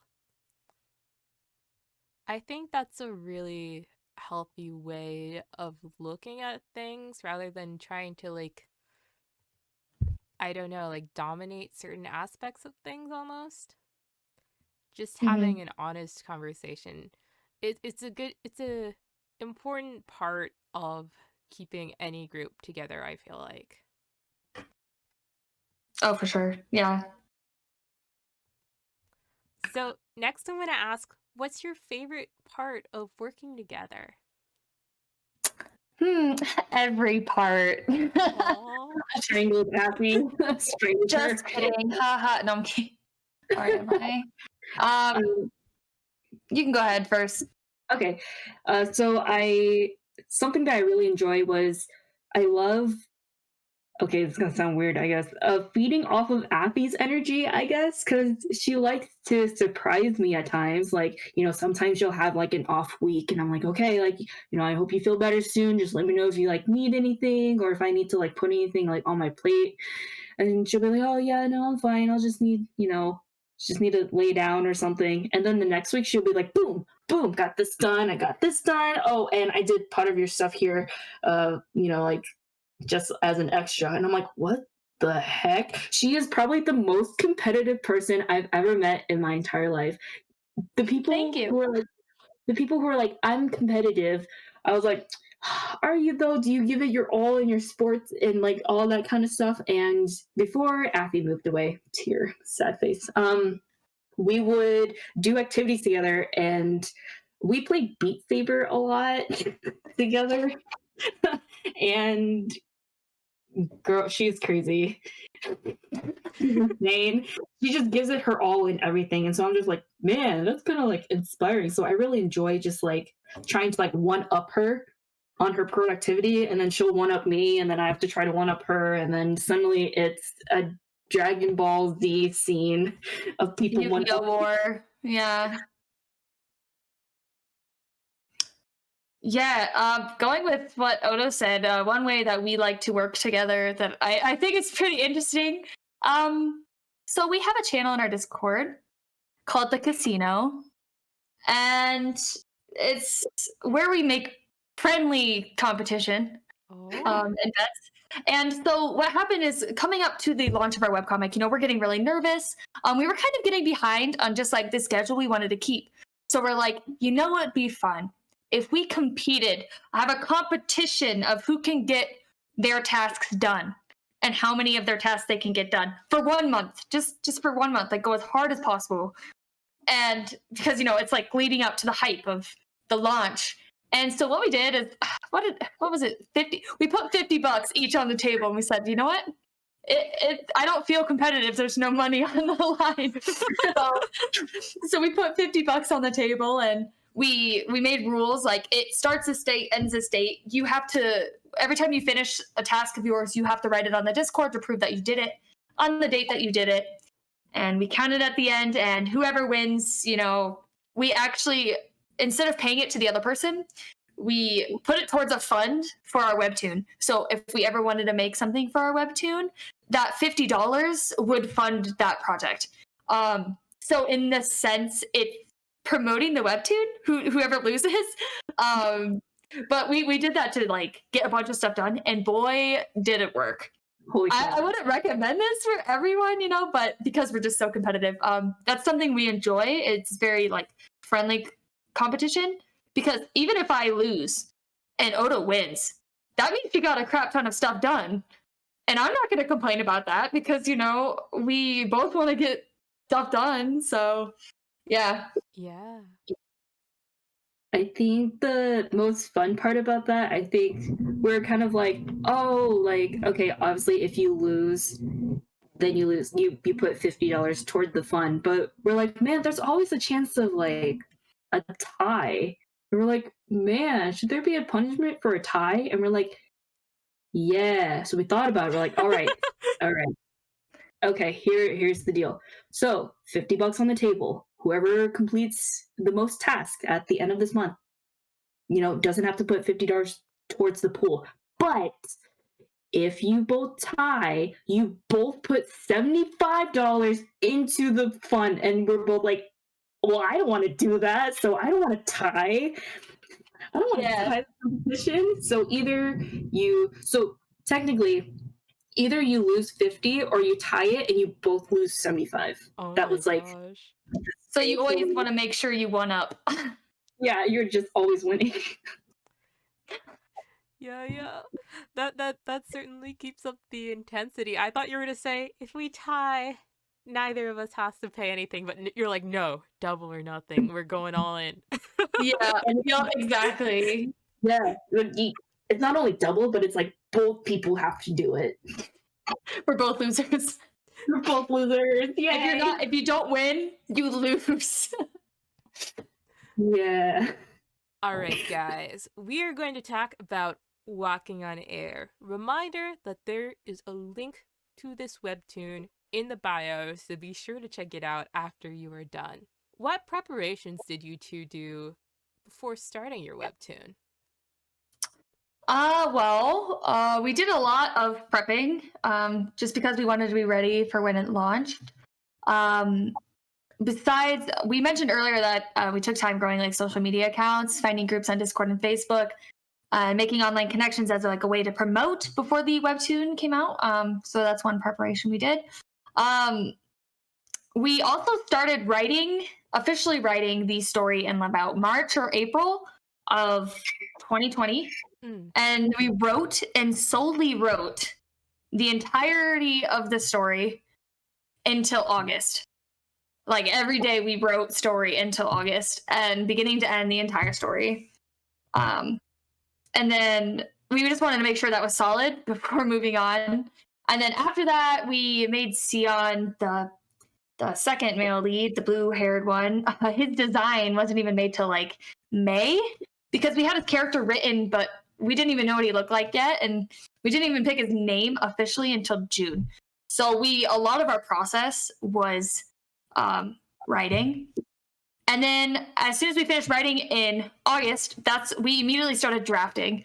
And so we've been drafting and creating chapters and episodes for our webcomic from August until March 1st, which is when our launch date was. And we're still drafting up to this day.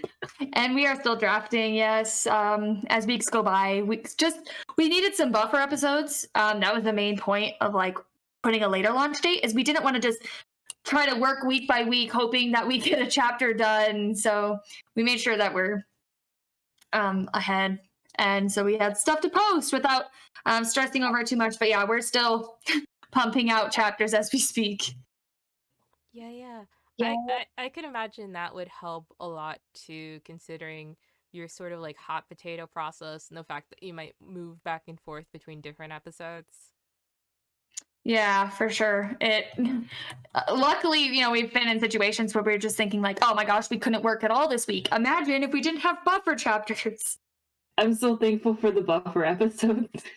I was wondering if you two could talk a little bit more about writing out your webtoon before actually starting, because I feel like that was something I was really afraid to do when I did my original comic run, because I was like, well, wouldn't I get bored of my story if I already know how it's gonna go? But One reason is, so Odo originally came to me with the story when she had proposed the idea.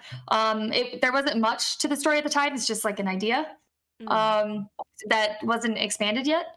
And I was like, okay, we have the idea. Let's expand it. And we talk about this quite a lot, but especially when we're writing, is the reason we write to the end is, a lot of good storytelling hints at things at the very beginning that you don't even figure out until like arc 2, arc 3. One good example, right? Attack on Titan. We always talk about that. I'm not going to spoil anything, but pretty much, everything is important. And if we wanted to foreshadow, we needed to know what's going to happen. Like, everything needs to happen for a reason. These people's relationships need to be struggling because of what? Like, so we need to make sure we write out the past, we write out the future of the characters, we know how they're developing, and we really want to make sure we know how the story ends. Because I think what has happened to me in many stories is you write out the story and you don't know how to end it. And you're like, oh God, I've already written this far. And then what happens when authors try to just come with a rush ending is it's usually not good. It either doesn't make sense or it doesn't feel like it wraps up the story well. And I think we just wanted to avoid that. And I also think it comes in handy that when we're hot potatoing, writing is not another hot potato because everything's already written. So I think it's really important just to have everything written out just to make the story more cohesive. I think it's different if it's like a comedy sketch, like a 4-panel one that doesn't really have like a long intricate story. It's more just like a short. But yeah, for our story that we are trying to make more I wouldn't say like realistic, right? But we're definitely trying to go into like some deeper topics and building relationships naturally. We're not just having a BL and then give people the goodies in the first chapter, right? It has to feel deserved. They need to build a relationship first, and we really want to make sure that like the whole of the story makes sense in that aspect. Next, I wanted to talk about your inspirations behind Walking on Air. That's all you, Odo. Oh, yeah, what are you talking about? We're on the same ship. So inspirations behind Walking on Air. So it was an idea that I had. It all kind of stems from I just like drawing men. It's always been like when I was younger, I draw both men and women. But when I was younger, I only drew girls, and I was like, I want to learn how to draw guys. So then I just started focusing on that, and so I just draw guys. I was like, I just like how I can basically just draw like my dream guy, basically. Anyways, it wasn't until I started to realize that like people's stories can influence other people, whether it's fiction or like nonfiction. And I was like, man, it'd be kind of cool to like tell a story or like maybe dabble in topics that people don't usually talk about. And so I also read a good amount of BL. So, but something that I realized was that everything was so fast paced. The environment just goes straight to like the goodies. You'd be like, "Oh, right, this looks pretty nice. Oh, chapter 1. Oh, well, that happened already. I don't even know. I don't even know these two's names." So I just wanted to create something that will have a lasting impression Mm. on our reader, and to again expand on more underlying realistic themes than like just romance. It's more than just like, oh, I'm a guy and you're a guy too. Like they actually never talk about that topic ever in any of the chapters. Like it's not even like a topic of discussion. It's just very normal. Like I want these kind of relationships to be normalized without one of them going, but I like girls, that kind of trope. Mm. And then I think another thing is a lot of those are usually opposing parties. So a lot of BLs are like angel versus demon or cop versus robber. That like kind of like enemies to lovers, which I love that trope. But so Odo had mentioned, she wants to start it from somewhere where, like in real life, like how you meet someone is like just a mentorship program. They start off close. They don't start off as enemies, you know? So they start off in a good relationship, and yeah. And what Odo used to want to be a fashion designer, right? Well, yes. So, I guess if we want to like move it along, so why did I decide to make the setting about fashion? So, I did have some apparel designing experience back in high school. I sewed for about 3 years, and then our senior design project was to create a line, and we just had like a fashion show at the end of the year, which was super, super cool. And something that I noticed when I drew characters in general was they all had the same gosh darn black shirt. And it was called what a turtleneck. Yeah. Yeah, they just had the mock neck. They just had all the same clothes. I was like, okay, do all my OCs just share the same closet? Or so simply it was a weak spot to work on as like an artist. I wanted to find a way to expand my skills in in clothing design, which you can branch off of clothing design into like texture studies, and then just like just learning how the clothing wraps around the body and how that looks in different perspectives, because you don't want to draw your character in a bird's eye view and then not know how their clothes work. Like their clothes could like make or break the panel. So I thought it would be like a really good way, and I think Affie can agree that we both need to improve on drawing clothing. Yeah. Yeah, that's definitely something that I've noticed in my own work. I didn't really start to improve on drawing clothes until I did the comic, because when I was in college practicing, I mainly drew nudes. So I didn't really understand fabric that well. And then a struggle I still have to this day is just like, there are certain outfits, particularly like school clothes or clothes with like collars, where I used to draw the same outfit all the time when I was in high school, but I got a lot of bad habits. So there are certain outfits where, like, in theory, it should be pretty easy for me to draw it because the form is so simple, but I just have so many bad habits stacked up over the years. It's like a real challenge. Yeah. For sure. Clothes are hard. Yeah. fabric is hard. I mean, anatomy is hard. Drawing is hard. Drawing is. Could you talk more about coming up with the mentorship idea? So the mentorship idea didn't really come from anything in particular. I wanted like a situation where the two main characters are in close proximity and they're kind of in a way forced to interact.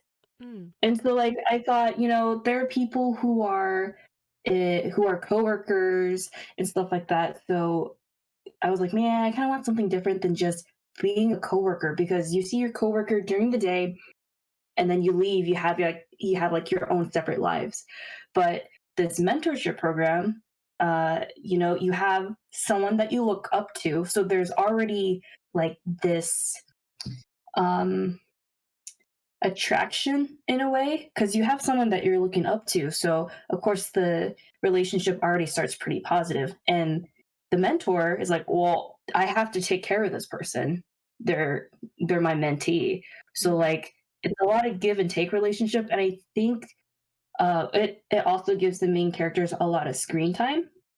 And so I just wanted to foster this like togetherness, very like positive, realistic interactions between the characters as they progress through this mentorship program. What's your least favorite part of working on a comic? For me, as the background artist, I hate backgrounds with a passion. So, because we're both artists, right? Someone had to do the backgrounds. Odo's already doing line art. So I'm doing backgrounds. I think I've gotten a little better at them, but I don't know if I could ever enjoy making backgrounds. It's just something I do. So, and I do think they add, like there's lots of things. I really do like the story with the backgrounds, and it sucks. There's no better way to put it. Another thing I don't like is I love shading characters, right? I love shading them, and it's a perfect detail, but I hate flat coloring. I absolutely love flat coloring. I feel like my brain is like rotting. Like I can't do anything. It's like so boring. Just a flat color, like I outline, because we can't color drop just because the type of line art. No offense, Odo, I love your line art. Maybe. And so, I outline everything and then color drop it in there, color drop everything, and then shade it. So I hate flat coloring. I hate backgrounds. And yes, I use the word hate. I dislike, we're always like stressing like, okay, what buffer are we on? What chapter are we on? And we always, especially me, I suck at numbers. I suck at like, my brain is all over the place. I'm like, what chapter am I working on? What am I doing? I'm confused. And I just hate like sometimes like, what the heck we're doing? Like, I don't even know what we're doing sometimes. So I also don't like, oh my gosh. So we wear lots of hats, right? By hats, jobs. And I am WoW's official, according to last week, social media manager. And I don't mind posting on Instagram, as that is like my main social media platform.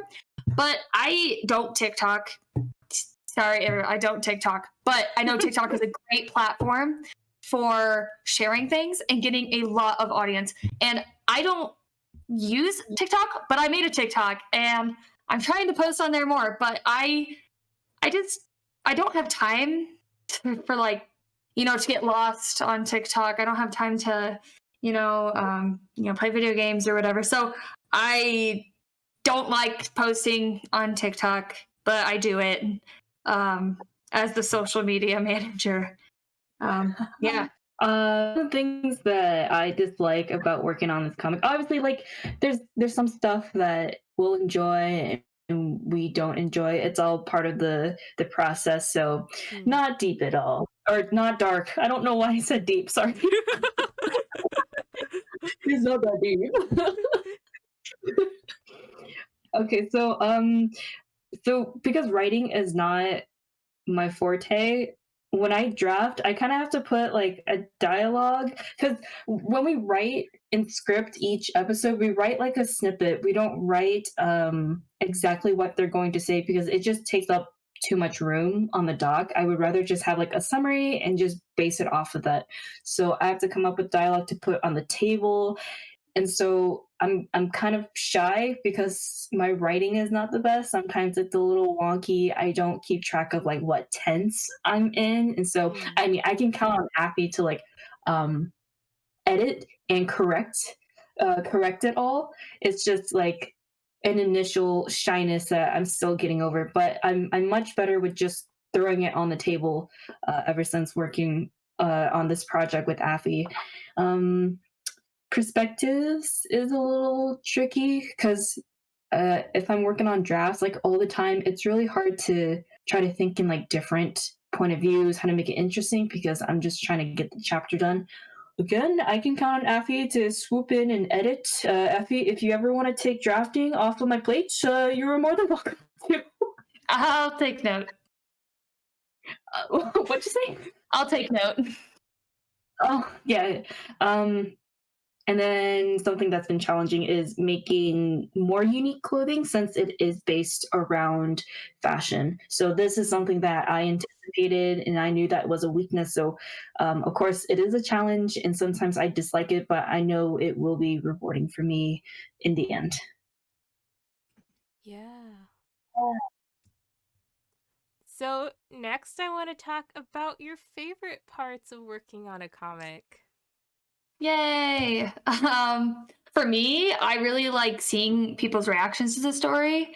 I love reading comments. I love like just seeing all the people right away after they read the chapter and see what they think. I also really like seeing what we wrote and what we've worked so hard on finally come to life. I'm like, oh my god, the story that we wrote beginning to end, I see the pictures for it now. This is the part of the story we're at that's gonna foreshadow to that part of the story, you know. And I get really excited when I just think about like, oh my gosh, it's slowly coming along. I can't wait to see these things put in the webtoon. So chapter for chapter, I'm like, yes, I'm so excited for this chapter to come out.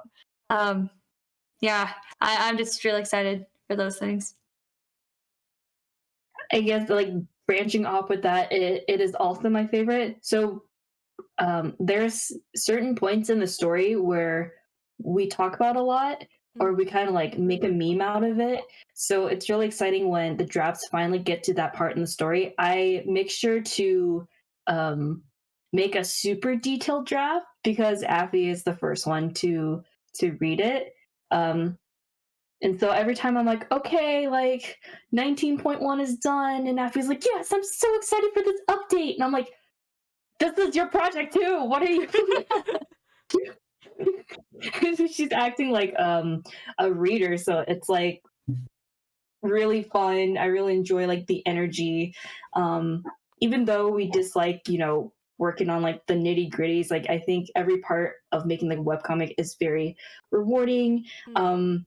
Also, some of my favorites is collaborating with Affie on the footers. So at the end of each episode, we have a unique footer for two episodes, and it goes along with the sub story that we wrote in the author's note, just to offer something a little different, just to have something that makes us stand out a little bit, so people can not only read the main story, but also get a unique footer every 2 weeks and kind of interact in our sub story. Yeah, and Odo, oh, sorry, go ahead. I was gonna say that was definitely something that I picked up on when I was reading through the story, like the unique footers. I could imagine that would help a lot with like engagement and stuff. Yeah, I would say like 90% of our comments are about our footers or sub story, which I'm not complaining because we were like, hey, if they don't stay here from the main story, we get them in the sub story. And yeah, I think the footer idea, it's really fun because we work together on a canvas at the same time while drawing it. And Odo always complains about my art never being on the webcomic. So it's my way of kind of throwing my art somewhere. So yeah. I always complain, there's not enough Affie art on the comic. Never enough. I need more. Yeah. I agree on that. It's also one of my favorite parts is making footers. And also it's like, it's kind of refreshing because, you know, what if you just really want to make an apocalypse AU, you know, but your webtoon's not an apocalypse AU. Well, I'm just gonna make a footer of an apocalypse AU, and we'll figure it out later. Now we are on to our advice section. Yay! No advice. So, do you two have any advice for work-life balance? Do you want? Yeah, it's hard because for me, like I work all day, right? But I think everyone has a different capacity for how much they can work, and it depends what they're working on, right? So for me, I am a marathon runner essentially in art. I work long hours in art, and I don't really get burnt out. Somehow, I don't even know. And for me, I don't know. My work. This is not like a good balance, but my work is kind of, you know, my life. It's kind of like my hobby. It's kind of my job. My friends are artists, so it's kind of everything. But I would definitely say, for my advice, take time off if you need it, just like me and Odo do when we're working. If you need a mental day, take a mental day. You know, if you're in pain, like your wrist hurts from drawing, you don't have to keep going. It's okay. Unless that's like your actual job, then that's kind of, yeah. But yeah, I think sleeping is very important. Making sure you eat. I always have like a drink next to me. I drink a ton of water every single day because I'm sitting a lot. And I do take time, like I'll listen to music to try to like chill myself out. I, you know, take my dog out. I cook for me and my fiance. And I do hang out with my fiance. Like we watch anime weekly. You know, we're caught up on weekly anime and we're watching a bunch. So that's kind of like my break time. But yeah, I would definitely say just make sure you're staying healthy. And if you stay healthy, you know, everything will improve, including, you know, your art. Your work will improve, you know? Yeah, I think Odo might have more advice on work-life balance.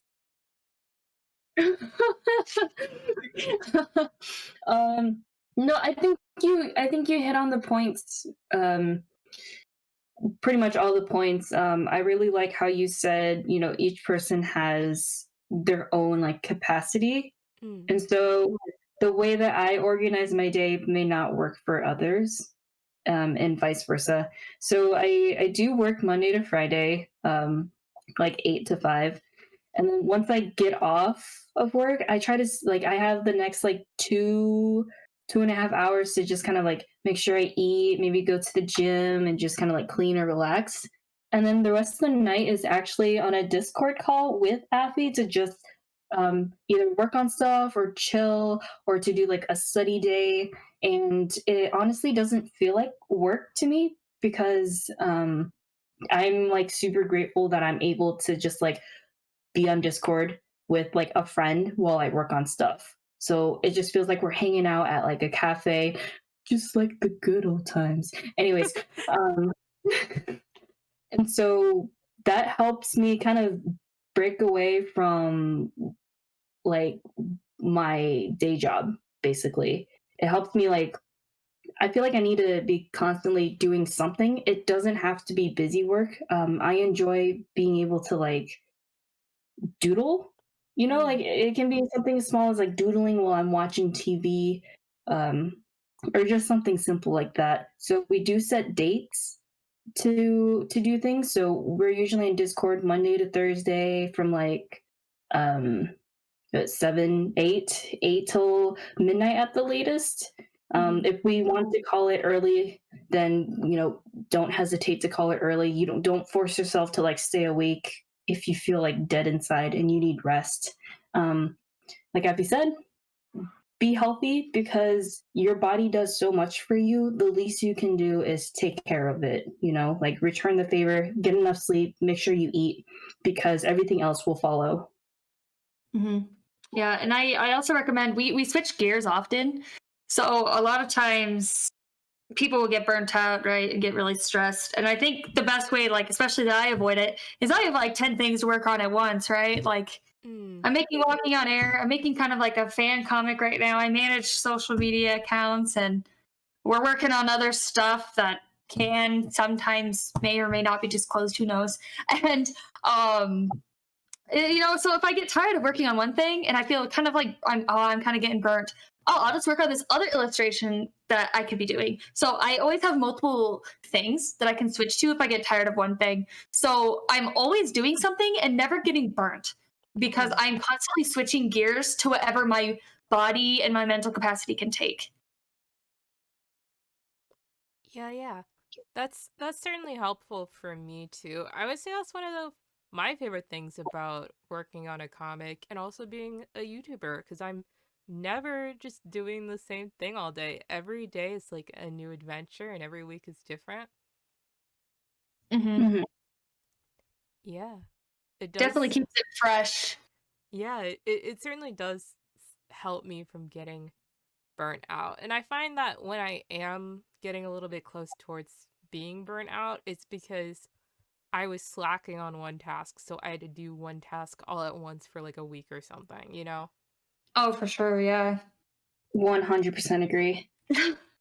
Know that feeling very well. Yeah. Ooh. So next we're gonna move on to just wrapping up advice over working together. Yeah, I think throughout the interview we've talked a lot about tips on how to work together, but I think my main tip is one, make sure you guys are friends. Because you can sort a lot of things out, and it makes work fun. And if you're not friends, it's not going to be fun working with that person. Another thing is just always checking up on each other. Making sure you're okay. Making sure like we mentioned, do we need to switch over work? Do you need to take a mental day? And yeah, just always trying to, one-upping each other, feeding off each other's energy, like Odo stated. And yeah, I think just getting along well with your partner and building a solid relationship can go a long way. Yeah. Retweet. How many times are you going to say retweet in this interview? I only said it twice. We'll see. We'll see. Yeah, Rachel will let us know. Yeah. I think you've said it 3 times. Yeah, I think it's like 3 or 4 times. No, okay, 3 max. Well, I'm very confident I said it at least twice. Okay. Well, I agree with your comment. Thank you. So, now it's time for our last question. Well, I guess this will be technically 2 questions since there's 2 of you. But I like to ask this at the end of every interview. You could say whatever. It could be about comics. It could be about just being a person on this planet. But do you have any life advice? Would you like to go first, Odo? Sure, I have some sayings or quotes that I like to live by. So far, I can go into right now. So first thing is a quote that I started going by a few years ago when I got back into art. I was nearing the end of my college career. I was about to graduate, and the quote, and I just ran across it randomly on like Facebook, and it goes, "Constant improvement is better than delayed perfection." So I always found myself like spending way too much time on art instead of just finishing a piece, embracing its flaws, and moving on to the next. And so that's helped me like let go of perfection, because if you try to make each art a masterpiece, that's just self-sabotage. Like don't do that to yourself. Art is a journey. You should embrace, however you made it, and then take what you learn and then go on to the next one. The next one, quote. Oh, I forgot what it was. That's awkward. Well, I'll be back to you all. I gotta remember this.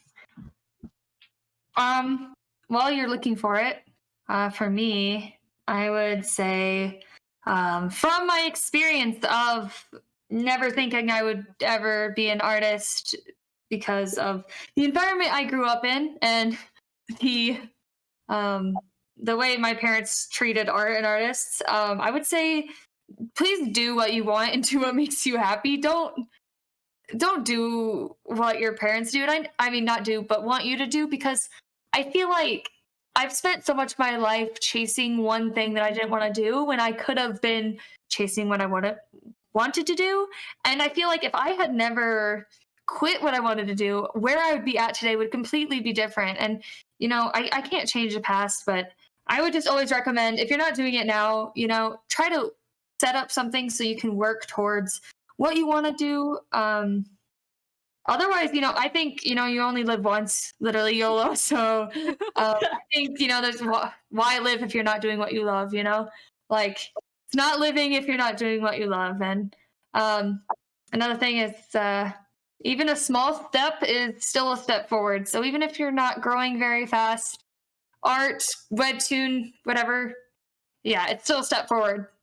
So that's mine. I am back. I have remembered what the quotes were. Yay!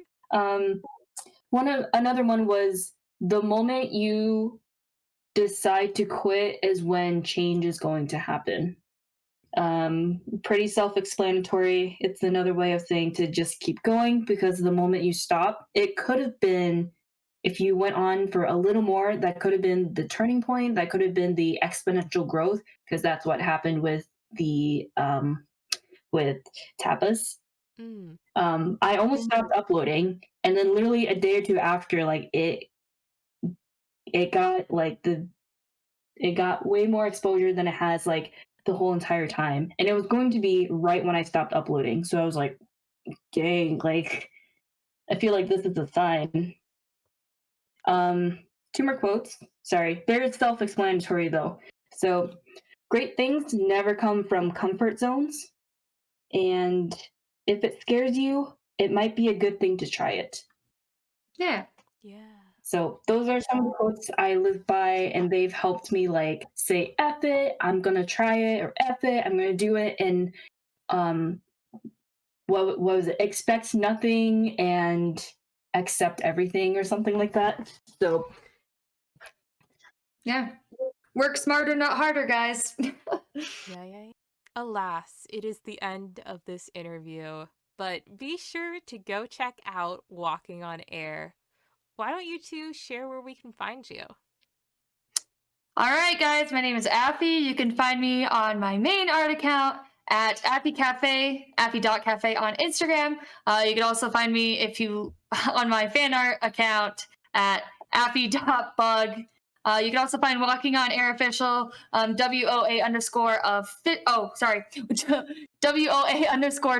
on Instagram, as well as the same username on TikTok.